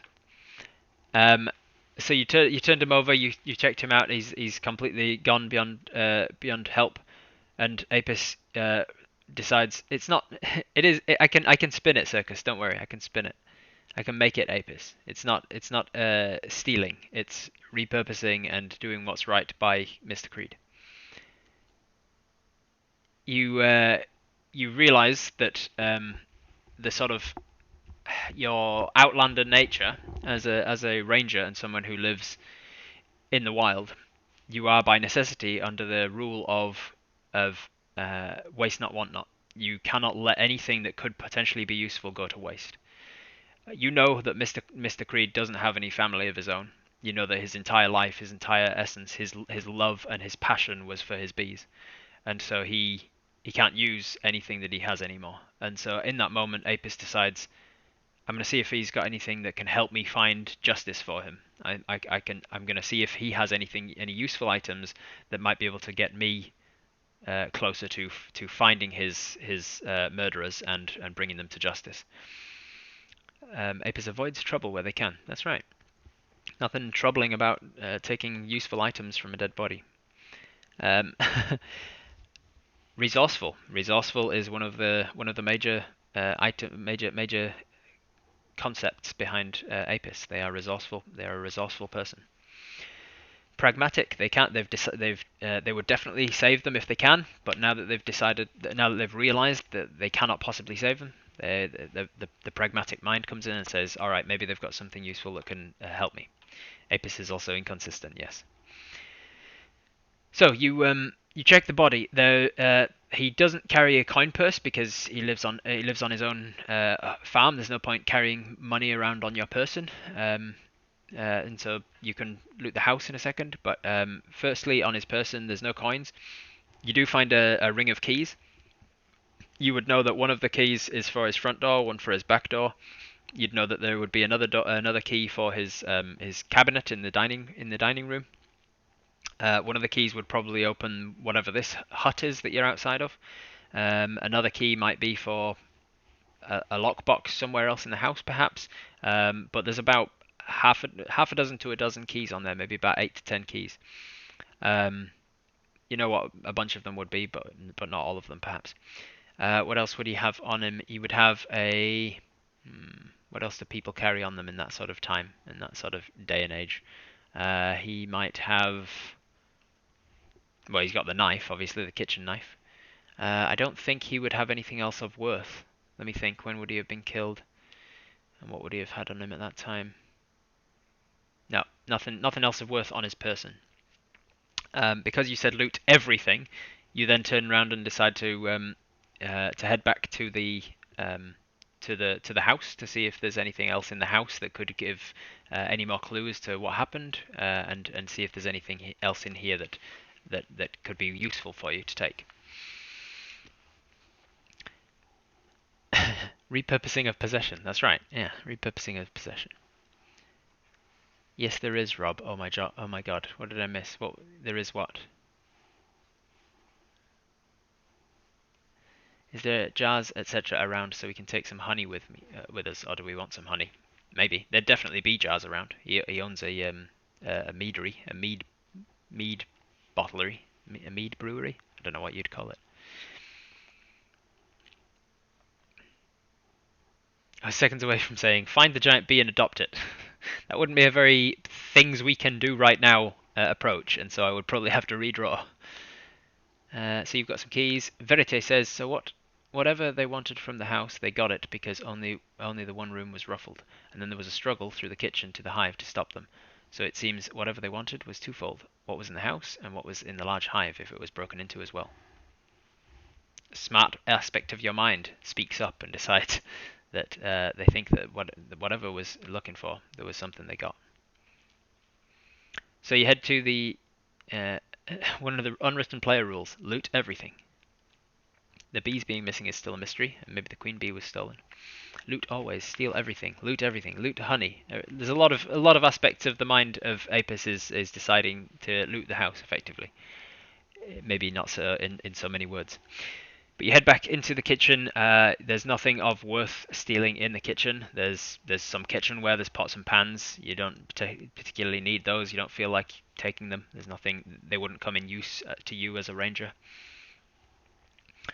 Then there would have been a lot of queen bees, one per hive, very likely. So you head back through into the drawing room and the dining room, and nothing in either of those that's particularly worth stealing. There's a couple of nice artworks on the walls of his drawing room. They wouldn't come in use to you. You head through into another room of the house, the one remaining room of the lower portion of the house, the lower floor. And this room is locked as you approach it and try the door.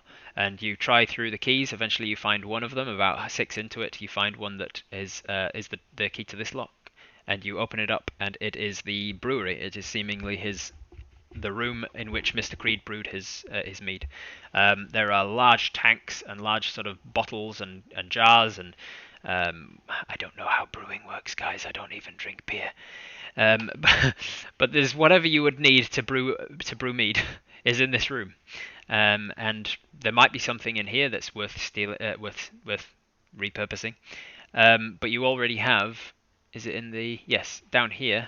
You already have brewer's kit. You already have a portable version of a brewer's kit. So you repurpose a couple of the things that are nicer of his than yours are, and you swap them out, and you replenish your brewer's kit with things that you would need for such a kit, with a few bits of hops and I don't know, grain or anything. Some piping. Yeah. You also see a few jars of honey in this room. That's obviously being used for the mead, but nothing else of worth stealing or repurposing. You head up the stairs. You need to take the apples or grapes and distill it down. Okay. Replenish the kit with things and then also stuff. Things and stuff. You take things and stuff from the brewery and you head back out the room, not locking it behind you. Whether you want to or not, I don't know. And then you head upstairs. You head upstairs into his upper floor and you find his washroom, which is basically a large clawed bathtub and a few buckets that stand around for him to fill his bathtub with. There's nothing really of worth stealing in here. You could take a couple of bars of soap maybe to that's pretty useful when you're out and about. I'm going to write that down. You take a couple of bars of soap. Out, fingers out, writing out. Who'd have thought you use your little finger a lot when you're writing? You take some soap, you take some flannels and face cloths and things, and then you walk into the. Stop breaking yourself. It's worth it for you. And then you walk into his bedroom, which is the only other room on this floor. It's not locked because he doesn't lock the bedroom, but you see a four-poster bed, a chest of drawers, and a sort of chest of belongings, as it were. There's a full-length mirror. There's a nice rug on the ground. There's a tapestry on the wall of a nice sort of landscape painting, and there's a window that's open up onto his land that you can see. Are we bumbling about looting, or are we going along with caution? Are we certain that the attack is gone? We are just bumbling about because nobody said otherwise, and looting implies not cautiously stealing things. It's like looting. It's fucking, when you hear on the news that there's rioters and looters, you don't anticipate any level of stealth in that. So our word choice is important. Ajo said looting, so we're just bumbling about looting. Why are we even stealing his stuff in his house? Because it might be useful. Might be something that'll give us clues as to why he was attacked in the first place, or by whom, or what they were looking for, or whether they even made it up to the upper floor or anything like that. So don't worry about it. We're inconsistent and indecisive sometimes, and so we decided in this moment, Apis decided in this moment, I want to find out who killed this guy, and I want to bring them to justice, perhaps. I know that this guy doesn't have any family, and we're going to see if he's got anything that can help me out. Smash all of the pots. All right, so we are at an impasse now, so we get to decide what next.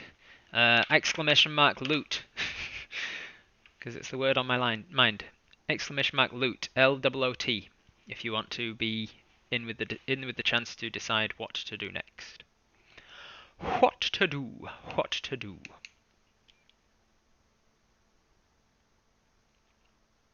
We can, if you get if you want to do that, Verite, make sure you write exclamation mark loot, and you get in with the chance to make that decision.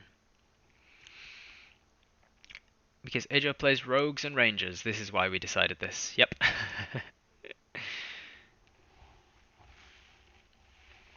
That being said, if you ever decide to do anything that I feel is way too out of character for Apis, then I will just redraw, because I'm the dictator, I'm the mayor, and I get to make that choice. Oh man, have I lost the thing from that again? Bloody hell. I play monks and they still need helpful shit. The dead ain't taking it with them. Precisely. Just a different level of ethics and morals. You're like, well, they don't need it anymore. Why not? Rob is mayor. Mayor. Rob thinks he is mayor. Rude. Bloody rude. Rude. Slip of the tongue again, aren't we? What?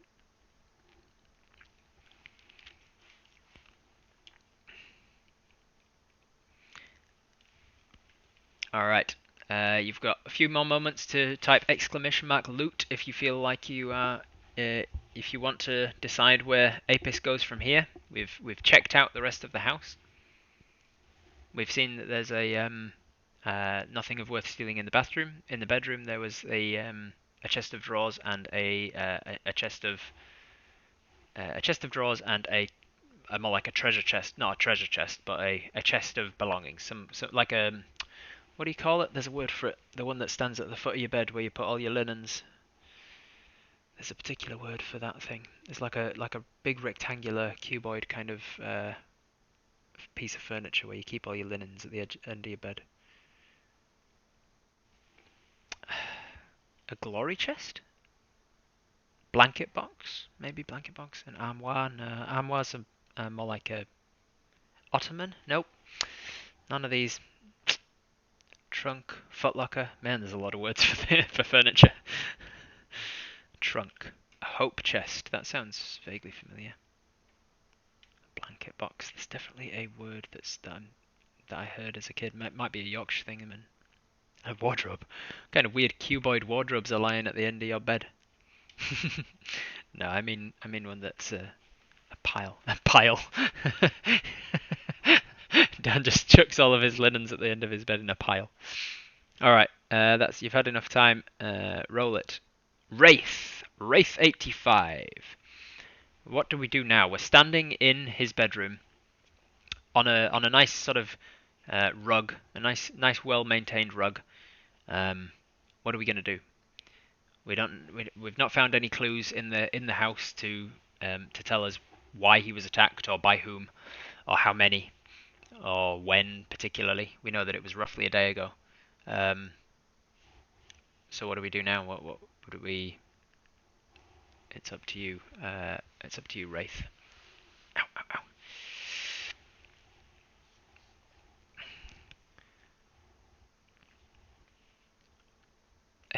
Apis stands there thinking about all the times that they've met Mr. Creed.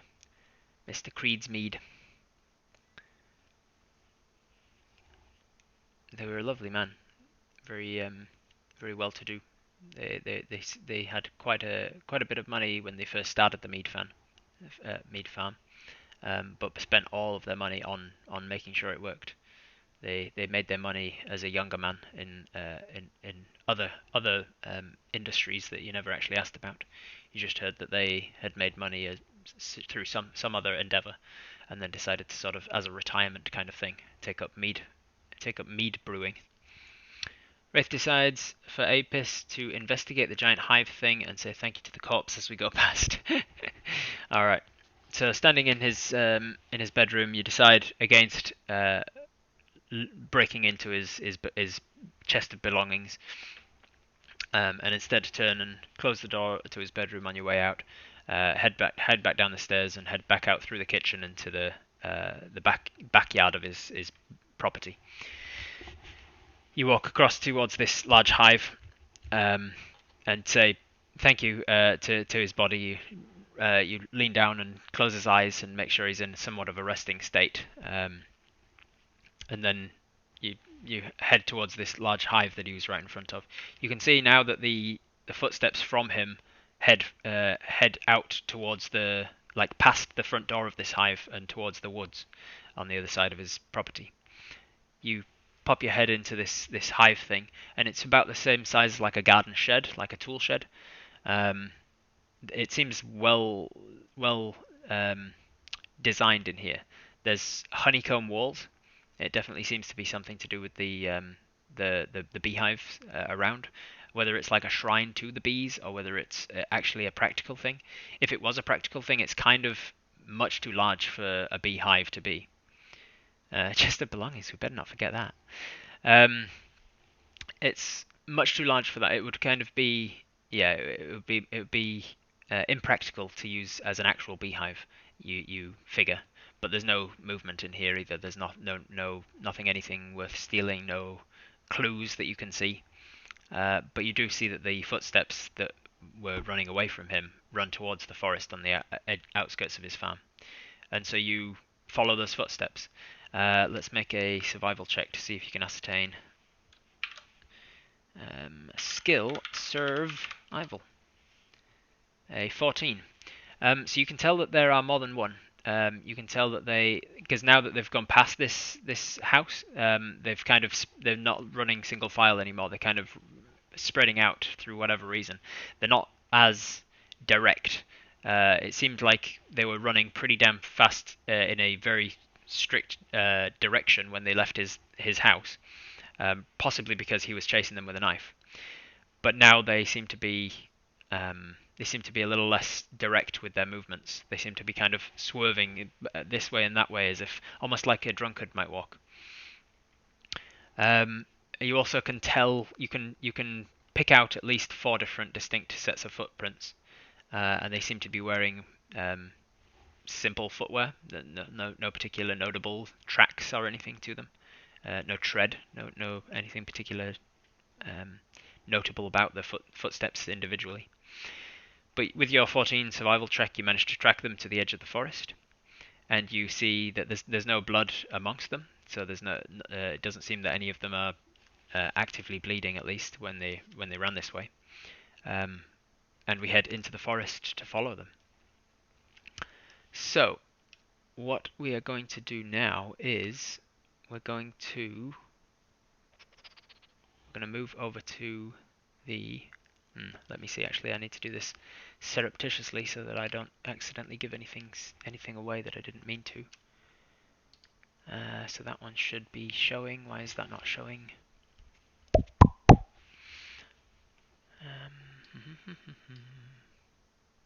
Close that one down. There it is. Ah, yeah, cool. That shows up perfectly well. Perfectly. Zoom. Yeah, zoom.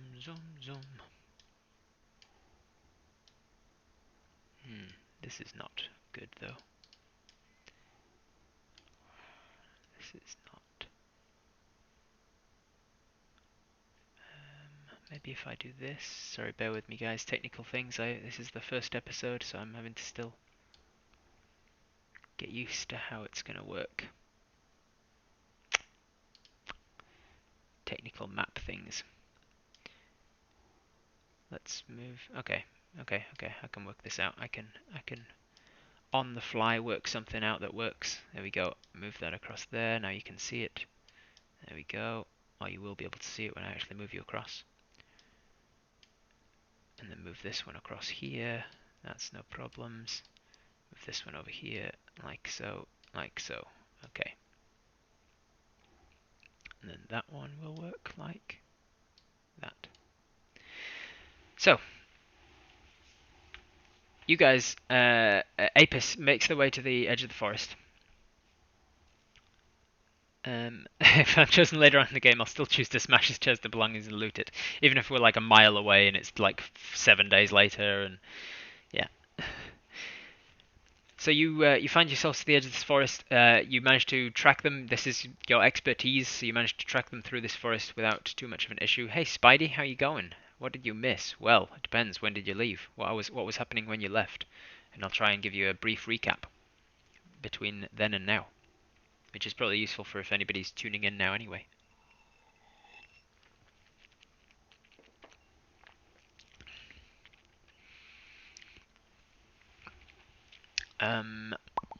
Make sure I've got all of that I need. Yeah. Okay. Found a corpse, Spidey. And you looted his house. A recap. Maybe I'll just give you a recap of everything because Spidey's not answering me. Maybe he's typing too much. So, brief recap of everything. You found your way back into town. You woke up and you realized your rations were running out. It's probably time for a town visit. You had to get yourself a new blanket and some more rations. So you went to grab some money from where you stash a lot of your money, and then you went into town. You bought a nice breakfast. You went and caught up with some friend, a baker friend of yours, and sort of found that there was no real gossip in town, nothing particularly interesting. Your baker friend had started to date another woman from two doors down, and that was kind of the gossip the gossip of the town. Um, Aside from that, people were a little bit annoyed about the fact that the mead had not been delivered. You watched a movie, awesome. What did you watch? The mead had not been delivered by the local apiarist, the local bee farmer, and so people were having to resort to drinking the local tavern owner's own brand of ale, which is not good. Hey, bee cat, how are you? Then you decided to go shopping. You bought a new blanket. You bought some more rations. You got a whetstone so that you can sharpen your short sword. And then you decided, hey, let's be useful, and we'll go and check out why Mr. Creed hasn't delivered his mead lately in the last few days. And as you approached his farm, you noticed that it was oddly quiet. There was no buzzing, no sounds of bees at all. And as you approached his farmhouse proper, you realized that the front door was broken in. Making your way through the house, you saw that one of the rooms had been ransacked and something taken from the cabinet. Another of the rooms had been destroyed in a tussle of kind, and there was blood splattered around, leading out of the back door of the house. As you exited the back door of the house to try and follow this blood trail, you followed it along to a large beehive, a huge beehive, kind of sort of like a kennel, but kind of like a size of a chicken coop, in fact. And in front of it, Mr. Creed, dead. He'd been stabbed about 16 to 20 hours before, and died in the chase. He chased something out of his house, some sort of assailant. And then, deciding as a resourceful person that Apis is, you decided that you were going to loot, or rather repurpose, to see if there was any useful items. He had nothing of use on his body except for a bunch of keys. You made your way back into his house, found his brewery, where he brews his mead. You restocked your own brewing supplies through that, and then you went upstairs, you found his bedroom, and his bathroom, his washroom, and decided there was nothing of use in here, no clues, no nothing. So you turned round and you went back outside, and you followed the tracks. The large chicken coop-sized beehive was empty, but there were tracks leading from it out into the local woods just at the edge of his property, and so you are now finding yourselves in those woods. You wouldn't be able to recall all of this. You watched the first Scream movie. Ooh. So now you find yourselves in this forest. You walking along. I'm going to see how stealthy we can be. Skill. Stealth. We're pretty good at stealth usually. Ooh, a 9. Still on the okay side of things. You're not moving particularly stealthy because you feel like these guys have gotten away from you. Bumbling idiots. Yeah. You realise that these guys have probably gotten away from you now, whoever these assailants were, and so you continue on a bit of a pace, moving at quite a pace through the forest. And so you're snapping twigs and whatnot as you're running, until eventually you hear, or at least I think you hear. Let's find out how much you hear with a perception check. That'll tell me how much to describe. Perception, another 9. We're rolling lots of double numbers back to back. Could happen. Could happen. 9 isn't terrible. It's just below average. You don't hear a lot with a 9, but eventually you do hear. You get close enough to hear some and some, and then some of a raging river, and you realise there's something speaking in a language that you don't speak. Because you speak, if you can see down there, you can see that you speak Dwarvish, Common, Sylvan, and Draconic. You do not speak this language. Somebody's speaking a language. You can also hear a drone of a lot of bees, and you can hear the raging of a river. It's all the shit that we've looted clinking in our pockets. That's why we can't hear shit. So, because you didn't hear much and you weren't very stealthy, you're not going to get a surprise round on this. But what you are going to see is, when I move it across right now, hopefully, you're going to see a battle map. Boom! Like that. So, welcome to the battle map page. This is a different layout. Thank you very much to Spidey NZ for doing this for me. Hopefully some of you saw his stream earlier today where he was putting this together. It's very cool stuff indeed. Move this one out of the way, that's in the way, get out of it, thank you. All of Rob's overlays and emotes were created by Spidey NZ. He's an amazing animator. Go check out his channel at twitch.tv/SpideyNZ. Do it now. So, Apis, who is here, amid these trees, you can hear off in this direction. In fact, I can measure it out for you so you can see a little easier. So from you over to the edge of the thing here is about 30 feet, and you can kind of see, just peeking in the bottom corner there, a big bunch of bees. A big bunch of bees. This is why Spidey came back right now. Yeah, he came back at the right time, look. So Apis, you'll notice that I didn't put a token drawing on for Apis because I want you guys to be able to remember. You can decide for yourself what Apis looks like. That's something that maybe you can decide amongst yourselves on my Discord channel or something. Keep in mind that Apis is non-binary, and so they wouldn't probably have a large dwarven beard. So that's one thing to keep in mind when you're thinking of the fan art for Apis, perhaps. You can hear because you're relatively crappy stealth and perception. You get to within about 40 feet before you actually realize what's going on and can hear the bees. You also can kind of see at this point you start to stealth a little better, and you sneak forward around these trees a little more until you can see. You sort of duck down behind this rock, and you can see that on the river's edge is a little goblin here, and he seems to be sort of shouting orders or shouting some sort of confusion and kerfuffle between him and some more goblins that are passing over the water here.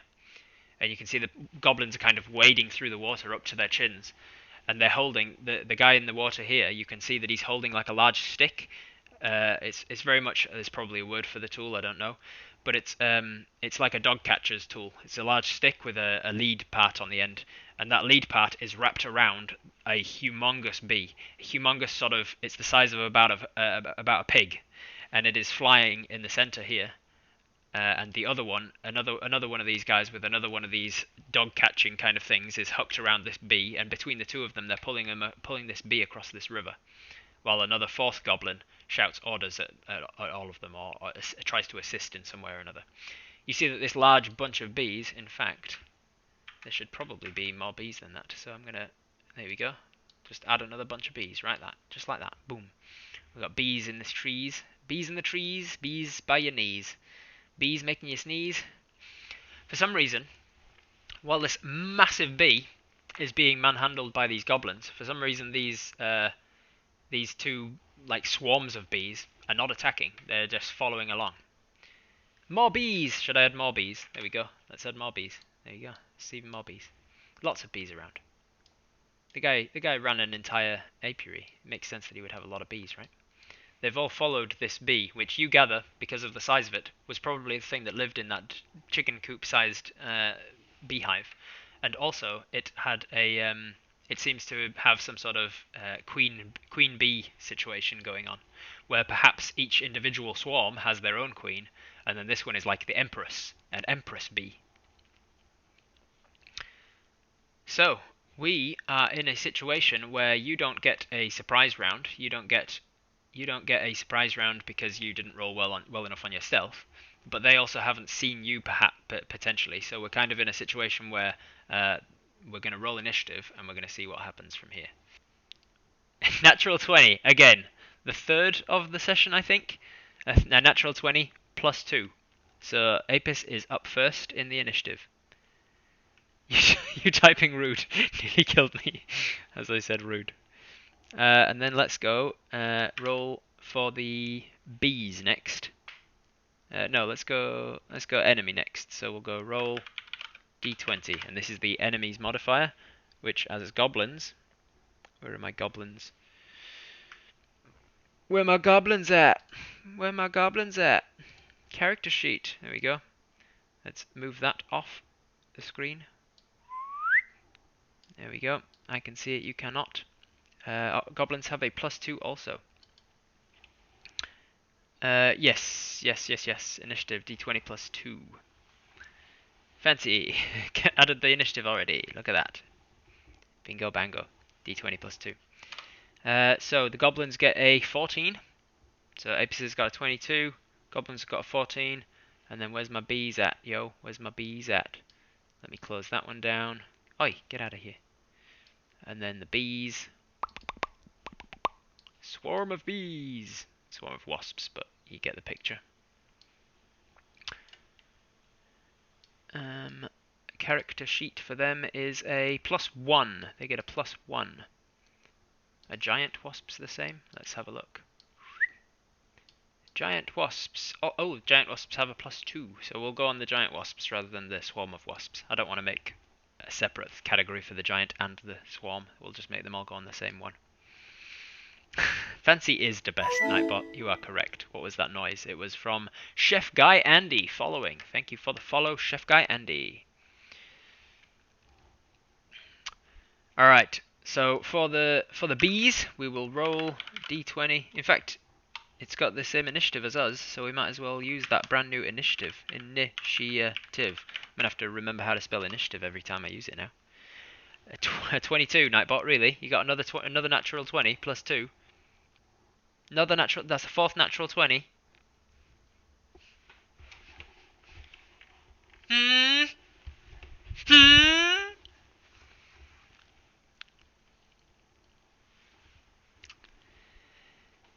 Okay, just lucky apparently, just lucky. Alright, so the bees and us are going on the same initiative, but for whatever reason, these bees aren't attacking already, so there's some reason for these bees not to be attacking right now.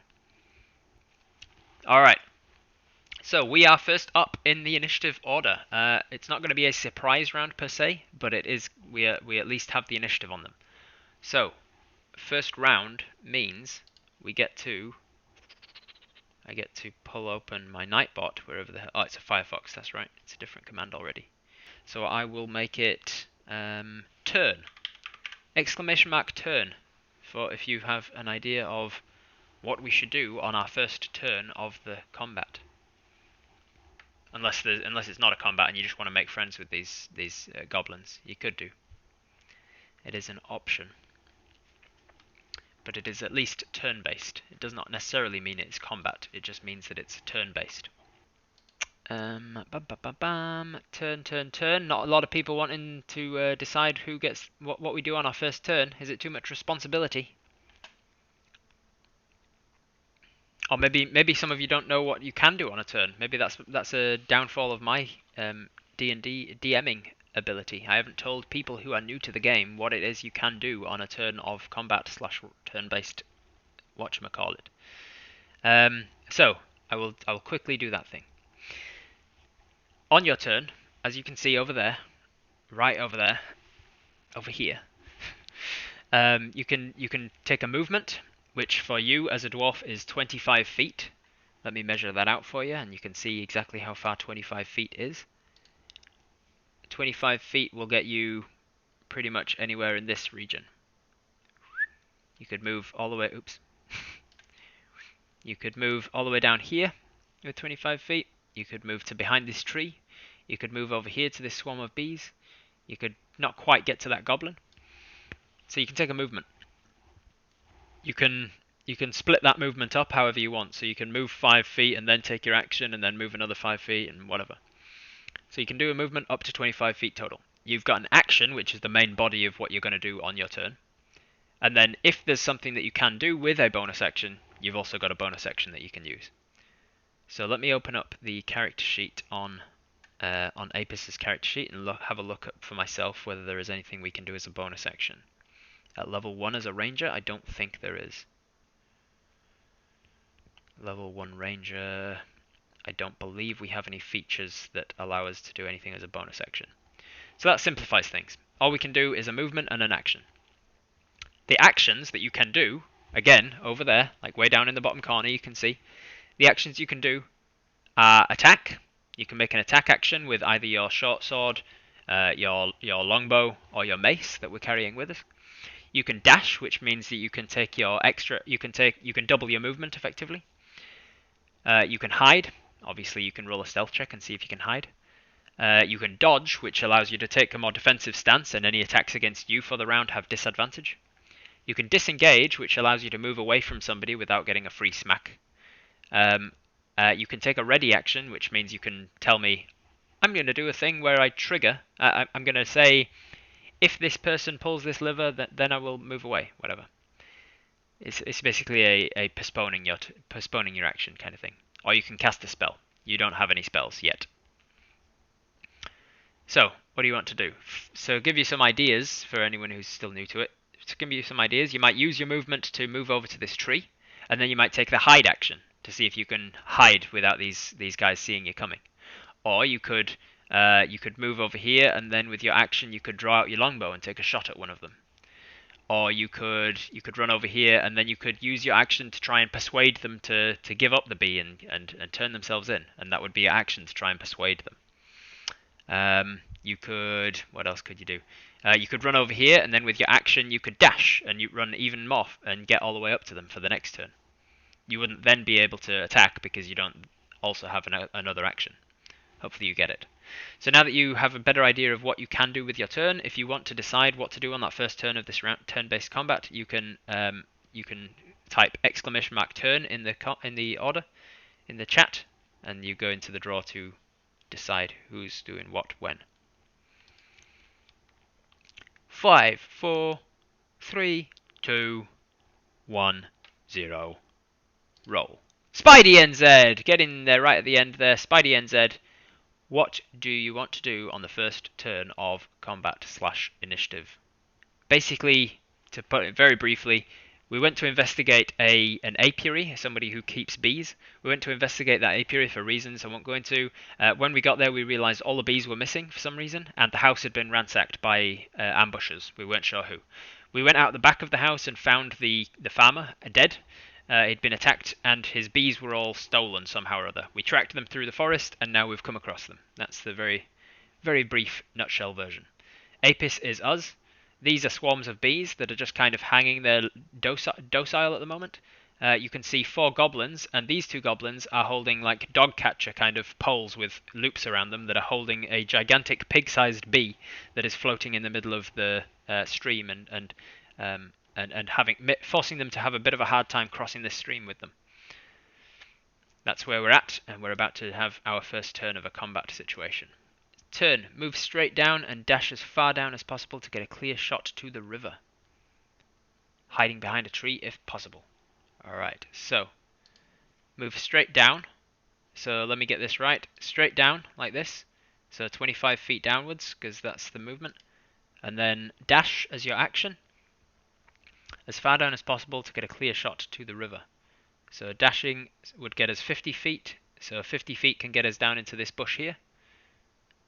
Which means that we could, let me show you that a little bit clearer. So around this rock here, we run across here, 25 feet, and then we use the dash action to go between those 2 trees. We get into this bush here, and from there we've got a clear shot up here to the river, but we've also got some cover behind this tree. Is that what I'm understanding you correctly?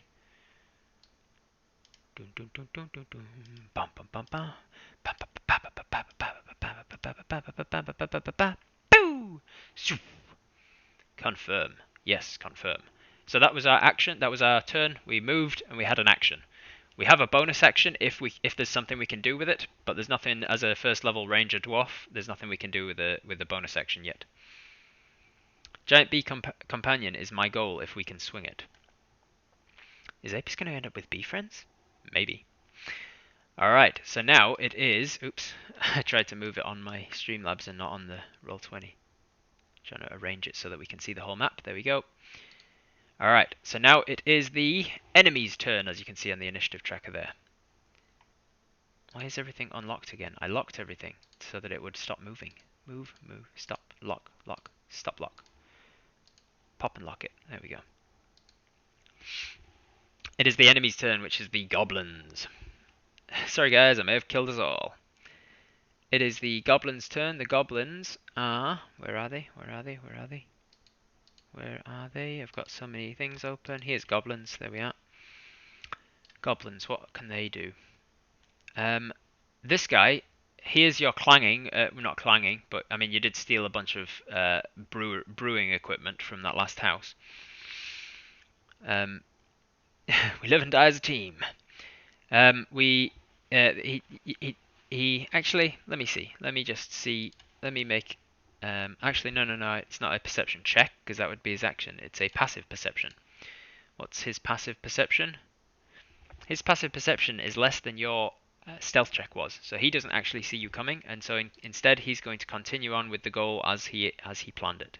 This guy, however, who was looking this way because he was trying to help you guys with movement, he sees you run across this way, and you hear him shout, and he's shouting something in Goblin, which you don't speak, but you get the gist of it. He's shouting something to his friends to alert the fact that you are here. So his friends aren't going to take an attack on you this round, but he is going to draw out his short bow, and he's going to take an attack. So that is a +4 to hit. To save myself time, I'm just going to roll it in roll 20 instead. That's an 11 to hit. 11 is not our AC. You can see up there, right in the corner here, towards, like right over here. You can see that our little shield symbol is showing our armor class, 13. So in order to hit us, he would have needed a 13, and instead he got an 11. Sounds like Stitch. Lilo and Stitch. Ow. So that goblin takes a shot. And the arrow goes wide. This guy is now alerted to you, and he starts to... let's see, he's going to draw out his short bow as well. No, he's going to draw out his scimitar, which I think goblins have. Let me double check. Scimitar, yeah, he's going to draw out a scimitar, and he's going to run his movement, his total movement. He's going to get to here, 30 feet towards you. But that's all he can do. And then these guys are going to struggle with an athletics check. They're going to make a roll d20. And what's their athletics? Let's have a little look. Their athletics is not good. That's a -1. And I got a 1. I got a natural 1, and they've got a -1. So these guys are struggling, and this guy, I will say, slips over, and falls prone in the water. And because he's a goblin, and he's now prone in the water, he is underwater. And he's not having a good time of it. Then this guy is going to make an athletics check as well, because he's trying to pull the big old bee. And you can see why they haven't gone very far in about 16 hours. They haven't made it very far into this forest, because this queen bee is being a queen bee word.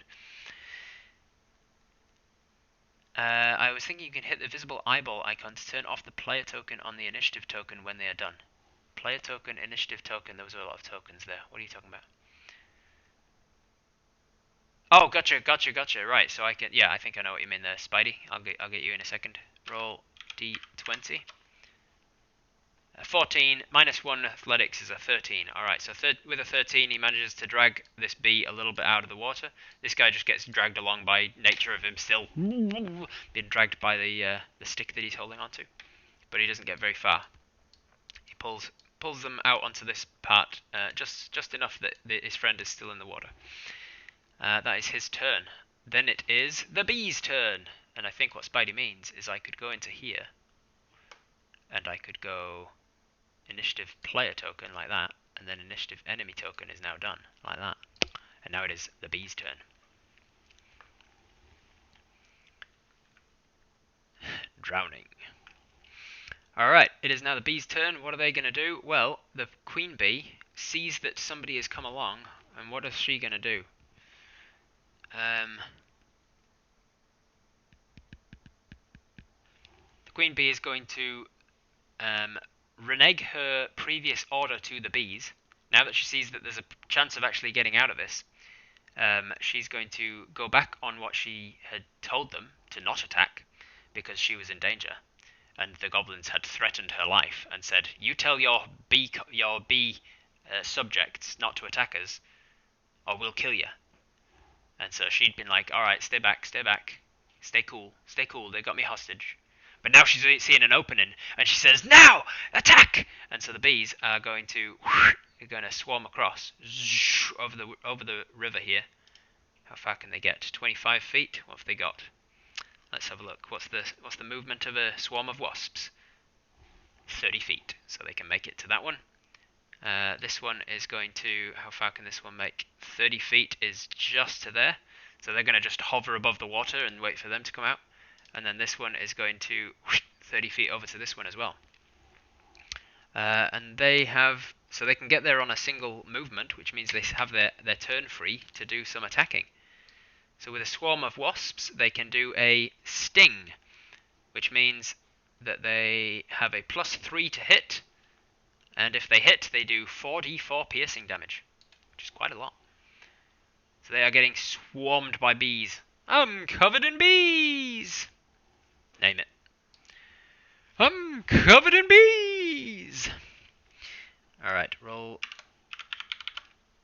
d20, and then +3. A 15 plus 3 is 18, which is enough to hit. So this one, the goblin underneath here, he gets stung real bad. Let's have a look. How much is 4d4? Roll 4d4. I don't think that's going to work, is it? Let's have a look. Hey, it did work. Nice one, Nightbot. 13. 13 damage is more health than this goblin has, so he gets stung to death. He's deaded. He goes into anaphylactic shock, and he gets stung in the eyeballs and everything. And these bees are going to town. And yeah, nice. Alright, and then this guy, let's see if those ones hit him. Was it a Little Nicky reference? No, it was an Eddie Izzard quote. He does a wonderful bit about like how you've really got to want to be a beekeeper. You don't just find yourself beekeeping one day. You don't just fall into that job. You know what I want to do? I want to keep bees. D20. A 12 plus 3 is 15. 15 is enough to hit those goblins. And so 4d4, let's have a look. Roll 4d4. Is he going to go down? Is he going to go down? That's 9. 9 damage, which I think is enough to kill him. Yes, it is. So this guy drops his staff, and he gets stung too much, and he can't hold on to the queen bee anymore, and he lets go of her. And then this guy can't attack because the guy's underwater. Thankfully for him, for now. He's going to be out of the frying pan into the fire in a second or two. And then finally, the big queen is going to use her action to try and break out of the grapple that she's currently on. She's got two massive things holding her on front and back, and she's going to try and break that. So d20 plus 2 is... What's her strength? Let's have a look. Strength, giant wasp. Strength of +0, so she gets an 11. 11 is not enough to break them both, unfortunately. And so she uses her action. She breaks out of the grasp of the one that was dead now, but she's still attached to the guy underwater who's being dragged around by her. Alright, and that is all of the bees' turn. It is now back to our turn, so round. Round if you want to decide what we do next on the next round of combat. Remember, we have inspiration, and we have a lucky horseshoe if we need to re-roll anything. The lucky horseshoe can force somebody else to re-roll, so if the goblin rolls a natural 20 against us, you can say, lucky horseshoe! And if enough people spam lucky horseshoe, then I'll use the lucky horseshoe and force them to re-roll. But the inspiration is only a luck point for us, effectively. It can give us advantage on an attack or something. Alright, so that's enough people saying round. It seems like you've decided that that's as far as we're going to go with it. So roll it, and Kermit the Frog. Kermit, you win. What are we going to do on round 2 of combat? You see these bees being kidnapped, being bee-napped, as they're being dragged across this river. The queen bee sees her opportunity. She sees you as a distraction, and she finally tells her bee comrades, "Attack them now!" And they do. They swarm across them, and they sting them to death. Meanwhile, one of them runs at you with a scimitar out. Goblin war cry. What do you do, Kermit? We knock our arrow and we wait for the goblin to surface before taking our shot. Ah, okay, so we're going to ignore this goblin that's running at us, and instead we're going to take our shot at the goblin over here. Awesome. So what Kermit's doing there is taking the ready action. So down in this corner here, you can see the actions list. You can see ready. What you're doing is you're gonna take the ready action, and basically what you're telling me is the trigger and the action that triggers. So the trigger is when the goblin surfaces, and the action is we're going to take a shot at it. And are we going to move anywhere, Kermit? Are we going to stay where we are, or are we going to use our movement? I missed that one. Sorry, guys. Damn. No worries. Don't worry about it. Don't worry about it. I mean, this guy's not a threat to us, right? This guy over here that's being swarmed. Don't comment about the goblin noise. Don't want to get taken out of context again. I'm the worst. Can I change to engage the close one? I will allow it. I will allow it. It's the first time we're playing this through as we are doing. I'll say that as you see that one slip under the water and you want to save the bee, you get an arrow out, you knock it back, and you pointing it towards this thing, and then you hear and it's running towards you, and you at the last second you swing around and loose it at that guy instead. So I'm gonna roll an attack. How did we say this was? Fancy? I think it was something like this, wasn't it? Attack longbow? Yes. So we got a 10 total. A 10 total, and if it hits, we do 5 damage. Unfortunately, for us, that because we sort of switched our opponent at the last second and fired it off, our aim was not true. Goblin's armor class is higher than 10, so we didn't hit.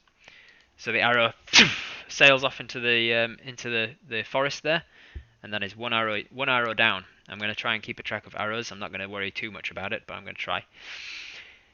That was our action to take an attack. We've got movement left. Are we going to move anywhere, Kermit? Is the goblin nearest going to get an attack of opportunity if we run? No, it's only if they're in melee range, and he's not quite in melee range with us yet. If you enter and then leave this goblin's melee range for whatever reason, like if you step forwards and then you leave, then the goblin will get an attack of opportunity. If you run past the goblin like this, the goblin gets an attack of opportunity. But if you run round him this way, then he won't. Or if you run away this way, he won't. Kermit, can we move away from the goblin while readying a melee weapon? You can, because in my games, in order to change from whatever weapon you're using to another weapon, you can either drop the weapon you've currently got out for free, but that means it lies on the ground wherever you happen to be standing, or as a bonus action, you can stow the weapon that you've got and then draw the other one. So because we're not using our bonus action for anything else, we'll stow the longbow, sling it back over our shoulder, and then we draw out. And what are we drawing? A short sword or a mace? We've got 2 melee weapons. One is one is piercing damage, and one is bludgeoning damage. Which one are we drawing, Kermit, as we run back away from this goblin? So we go how many? Oops, stop moving. We go 5, 10. I don't know how far we want to go. Maybe over to this log. We've got 25 feet of movement. Do we want to just run around the tree, do the old do-si-do?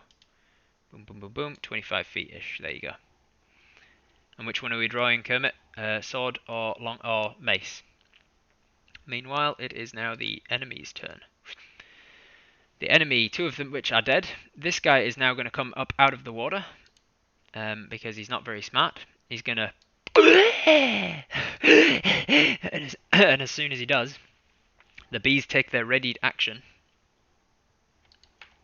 The bees take their readied action. Kermit the Frog says short sword, so as you run, you draw your short sword out of your scabbard. The bees will take their readied action to attack him with a D20. D20. 19. 19 plus stuff is enough to hit. So let's see if they hit. If they kill him, the likelihood is they probably will, but they might roll really crappy on it. Roll 4d4. That's an 11. Yep, that's enough to sting him to death. So as the goblin, he's just managing to hold on to this thing, the queen bee starts to fly upwards, which pulls him up out of the water. And as soon as he gets out of the water, all over him, and then the swarm drifts off of him, and he's just left with just like thousands and thousands of stingers and welts and all kinds of like in his eyes and up his nose, and his tongue sticking out and swollen from all of the stings. He falls down dead in the water. This one, meanwhile, will continue to run towards you. That's 28 feet. How much have they got? 25 or 30? It's going to make a difference now. 30. So they have enough to get to you. So he runs after you round the tree. Even though he's got tiny little legs, he's pretty nimble on it. And so they run around the corner there, and they're going to take an attack on you. So that is a D20. Actually, let me see. It might be the same attack as yours, because then it's easier for me to just write attack. Scimitar is a +4 to hit, which I think is the same as our short sword, isn't it? Yeah, short sword's a +4. So I'll just use the same command for that. Attack, short sword, because you got to pronounce the W. Hey, Spidey.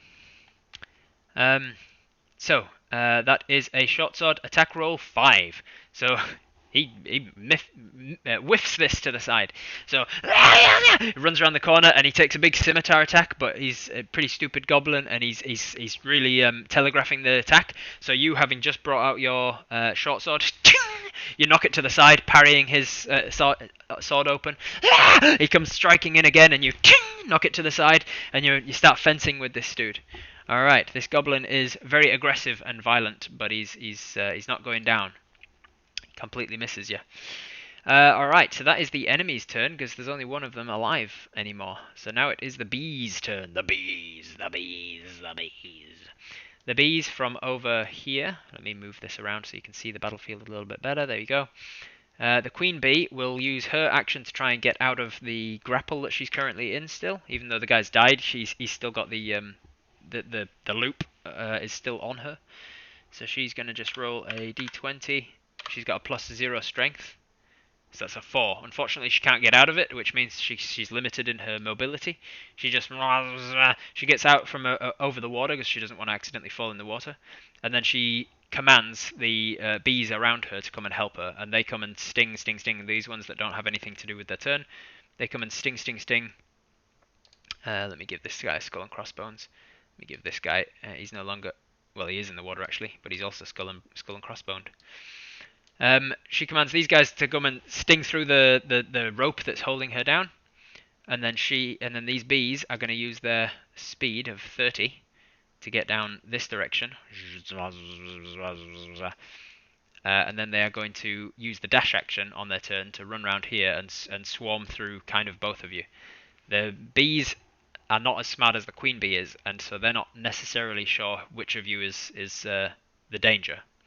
And so they aren't stinging anybody just yet. So the bees, that was the bees' turn. The bees are doing their thing. It is now back to the player's turn. So who's going to get the next turn? If we manage to take out the goblins, will those bees attack us? There's one way to find out, isn't there, Sparrow? What should we use for the command word for this time? Make sure I put it in before I tell you what it is, because I think that might have been the problem with the last time. Let's go with turn round. Let's go goblin. ! Goblin. If you want to decide what we're doing with our next round of combat.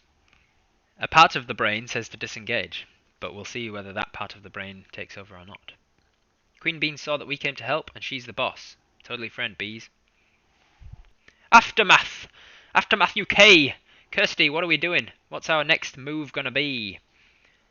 So, to give you guys an extra idea of what one of the things means, I'll just move these guys aside so you can see everybody more clearly. Disengage, I was kind of a little bit. I dismissed disengage before. I disengaged. Um, it's because if you're in melee combat with someone like this, if you're ever next to each other in melee combat like so, and you choose to leave their melee range, think about it in battle sense. Like you're fighting with someone and then you turn and run away. You're opening up your back. You're not protecting yourself, and so they get one free attack on you. They can use their reaction to interrupt whatever you're doing and take an attack on you as you leave. If you don't want that to happen, you can take the disengage action, which means you take your whole turn to like carefully leave their melee range. You sort of back out, not opening yourself up, and then you can run away, and they don't get that free attack. But it does take your action to do so. So if you need to go over here for whatever reason, where this ping is, if you need to run over there and you just run, then that goblin gets a free attack on you. But if you don't want that free attack, you can take the disengage action. So there you go. If the bees are helping attack this goblin, then we shall disengage and make our way across the river to help the queen bee. Okay. Well, as far as you're aware, the bees are going to attack the goblin because you've seen them do it over there anyway. So you assume that you are, and so you take the disengage action. And you decide to sort of back away. You bring this short sword out. You clang, clang. You're parrying this goblin's scimitar attacks. You're feeling pretty good about yourself.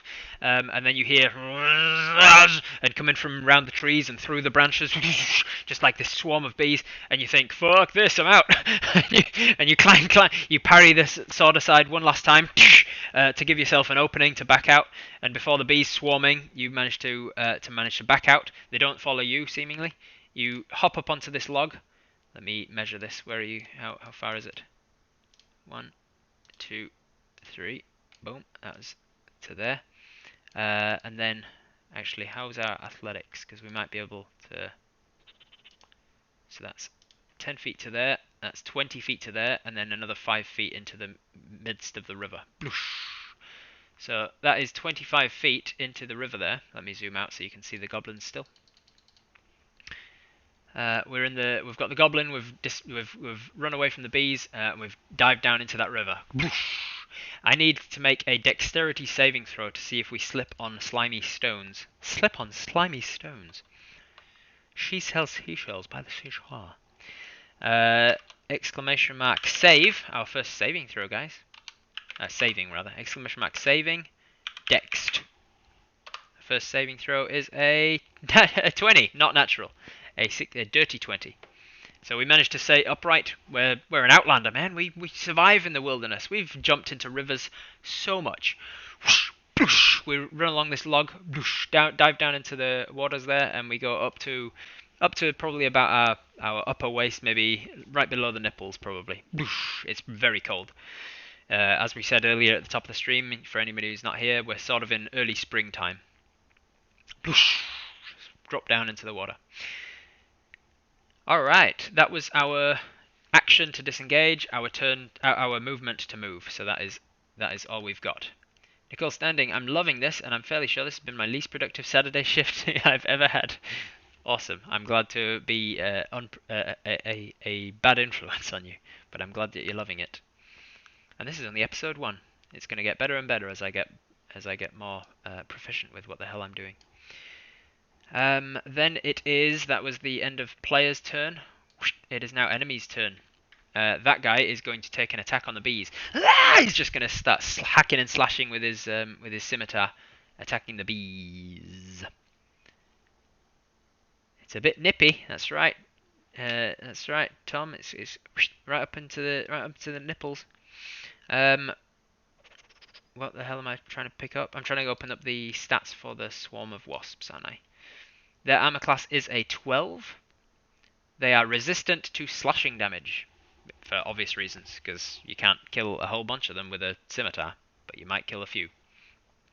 So that goblin is going to swing away, and his attack is the same as our short sword attack, so I saw some code happening before. I think Fancy just fixed it right on there on the fly. You get to see behind the curtains, because I haven't made her a manager yet, which is another thing on my end apparently that I should have done. Short sword, attack short sword, and that is a 10 to hit. I said that their armor class was a 12, so that goblin does not hit. That goblin cannot hit the side of a barn door. Side of a barn.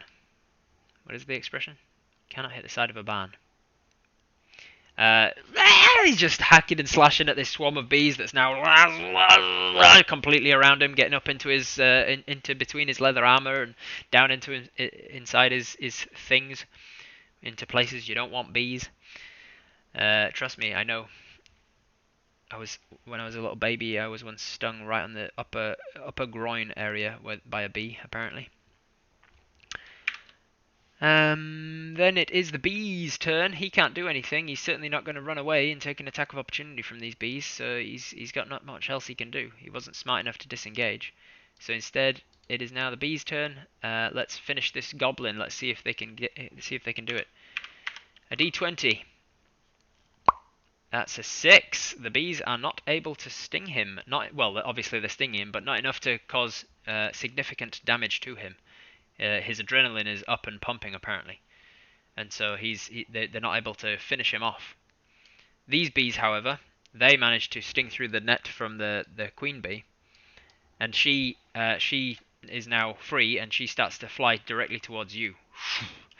Now let's see, what languages do you speak? Sylvan? Yes. Okay, so this is going to work out.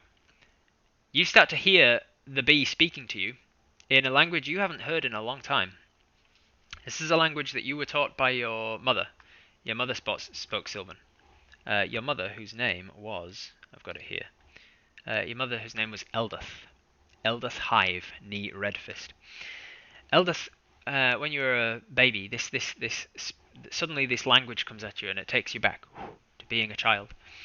And your mother teaching you, reading to you bedtime stories and fantasy stories in this strange sort of beautiful tongue. In my world, Sylvan is based on French, by the way. And so it was this beautiful sort of flowing poetic language, and she would read to you beautiful stories about heroines and princesses and dragons and wonderful magical sort of forest creatures and fairies and how fairies were tricksy sometimes, and how they were able of tricking the mind, but only for like pranks and practical jokes and things like that. It was beautiful. It was worthy, and eventually through the years of listening to these stories and telling them yourself, and you would begin to pick up on the language and how to speak it. It was particularly difficult because of the syntax, but it was. Do I make these maps up or did I buy them? This map is one that I bought from Roll20. Oh là là, français, c'est une langue belle, oui. And so they would eventually you would learn to converse in this language. And not only is it the language of the fairies and the beautiful creatures that live in the forest, but also of the beasts of the land. Like you would find out on your hunt, you are more able to speak with squirrels and things like that. They would not converse back. They do not necessarily speak Sylvan, but most animals you found had an affinity for the language that were more likely to listen to you if you spoke to them in this language. And as you speak, thank you, Sparrow. I appreciate the words of kindness there. As this bee flies towards you, you hear this sort of language coming out of its mouth. Oh shit! Now I've just realised that I've shot myself in the foot by making this bee have to be buzzing French. I'm going to be a French bee like this now. Oh, yes, I've committed myself to it now by saying that. And so this bee speaks to you, and she says, "Halt! Are you a friend, or are you here to attack me like these men, huh?" And Apis says, I'm here to, because we decided this before, by the way, if anybody wasn't there for that stream. Hey, El, how are you going? Good to see you here. El Rose. Anyone who wasn't here before when we decided this, we put it to a vote as to whether or not I should speak in the voice of Apis at any point, or whether I should leave it third person. You'll have noticed today I was trying to leave it third person as much as possible, but we decided ultimately that occasionally when it's necessary for Apis to speak, I will speak in their voice, and because they are dwarf, and dwarves in my world are based on Scottish, well, The Dwarven culture is based on German, but the Dwarven accent is based on Scottish. And so Apis says back, I'm not here to attack you, not at all. I'm here to avenge your friend's death. I recognise that Creed was in trouble, and I followed you out here, and I'm here to save you. And now I'm going to make a persuasion check, but I'm going to give you advantage. Skill persuasion. That's going to be a 2. Thankfully, we get advantage. Skill persuasion. In fact, maybe it should have been animal handling. I think it should have been animal handling, because if we see D&D main page over here on the skills, animal handling is one of the things that we are proficient with. We are better with animals than we are at persuading people, and so this should have actually been an animal handling check. And is it just anim? I think it's anim, isn't it? Yeah, there we go. So 16, but with advantage. Anim. 24. All right. So with an animal handling check, you speak back to this bee in the Sylvan tongue. You're a little bit rusty with it because you do use it to speak to animals of the forest, but you've not been in such a stressful situation where it's kind of life and death with the need to get this language right. But you feel like you get the point across when you explain all of this. I was checking on Creed to see what was happening with the mead, and I noticed that you were all in trouble, and I came to save you immediately as soon as I could. Also, who was it? Aftermath. Good job on sticking up to living up to Apis's ideals in that you will always help an animal in danger, and so you left the goblin to go and help the animal that was in danger. Good on you. Now we get a Scot speaking in a French accent. Okay. I went to help Creed. Let me get into my Scottish first. I went to help Creed, and then I found out that you were all in danger. French is up here in the whereabouts in the mouse is French. It's up the front of the mouse, isn't it? And the tongue is sort of raised at the back. Mouse is a bit pursed. And where's Scotland? Scotland's down, it's a deep jaw. So I want it to be at the front of the mouth with a pursed accent, but deeper in jaw. So I saw that Creed was... God, this is still so difficult to do. I'll have to do this another time. I'm not getting myself all distracted again. You say this, the bee seems to take your word for it, and she doesn't attack you. Instead, she's going to go over here. She's going to use the dash action to use the last of her movement to go over. And she says, well, I appreciate your... I appreciate your help. Me and my friends really appreciated your distraction. Get out of the water. And she flies over to finish off this goblin. So this the bees. They've used all of their turns. I believe that was all the things that they could do. Back to the bees that were swarming this guy. Oh no, they did attack and missed him, didn't they? So now these bees all use their turn to get in this area as well. And that's all the bees can do. So now it is back to the top of the round. We've got an initiative for us. Hey bees, I told you to go away. Thank you. So now it is. Let's go exclamation mark. Wait, I won't tell you it until I've actually written it in, just to avoid any issues there. Exclamation mark last, because hopefully this will be the last round. LAST, exclamation mark last, if you want to decide what you are doing for this hopefully last round of combat. If you wanted to question the goblin, how would we pull that off? You would make a persuasion check or an intimidation check or some other type of like charisma-based check, probably to try and talk him down. Probably in this circumstance it'd be intimidation. But you'd also have to persuade the bees that you wanted to question this goblin before they kill him. Oi, dickhead! Why are you picking on the bees? Oi! You what, mate? You fucking what? You think you're big man? Picking on the bees? Well, pick on someone your own size. That bee is my size. True. It's a good point. Andy just manually added you, and it's a good thing too, because Andy, you have won. You get to decide what are we doing for this final round, this potentially final round. Rob is tired. Sorry, Miss Bowman, I am tired. It's 21 minutes past midnight, and I have some fucking shit to do tomorrow as well. I need to prepare for Talia's group that we're hopefully playing on Tuesday. And then I've got the kids D&D as well, and then I've got another D&D in the evening as well. So I've got like 2 different games tomorrow. What are we doing, Andy? What's the last? You don't think questioning the goblin's going to work? I would say that at this stage you would probably not be able to persuade the bees to not kill him in time to even question him. So you can just spend your turn getting out of the water and hoping that the bees kill him, I guess. But it's really up to you. You can always make the attempt. You can always try and persuade him or intimidate him and see if he drops his weapon. You could also shoot him with an arrow. You could hit him with a thing. How's your VLDL prep going? Slowly and not as well as I'd like, but we're getting there. It'll be done. It'll be prepped in time for Tuesday. Hopefully, better be. I've got all of Monday to prep for VLDL on Tuesday. I'm not going to go to BJJ on Monday for obvious reasons, because I don't want another thing like this to happen right before I film on Tuesday. Andy, let's get out of the water. I assume you mean on the same side that you got into the water, so that's what I'm going to do. So you use your movement to get out of the water here. Honey folk, yeah, the people of Honeywood, honey folk.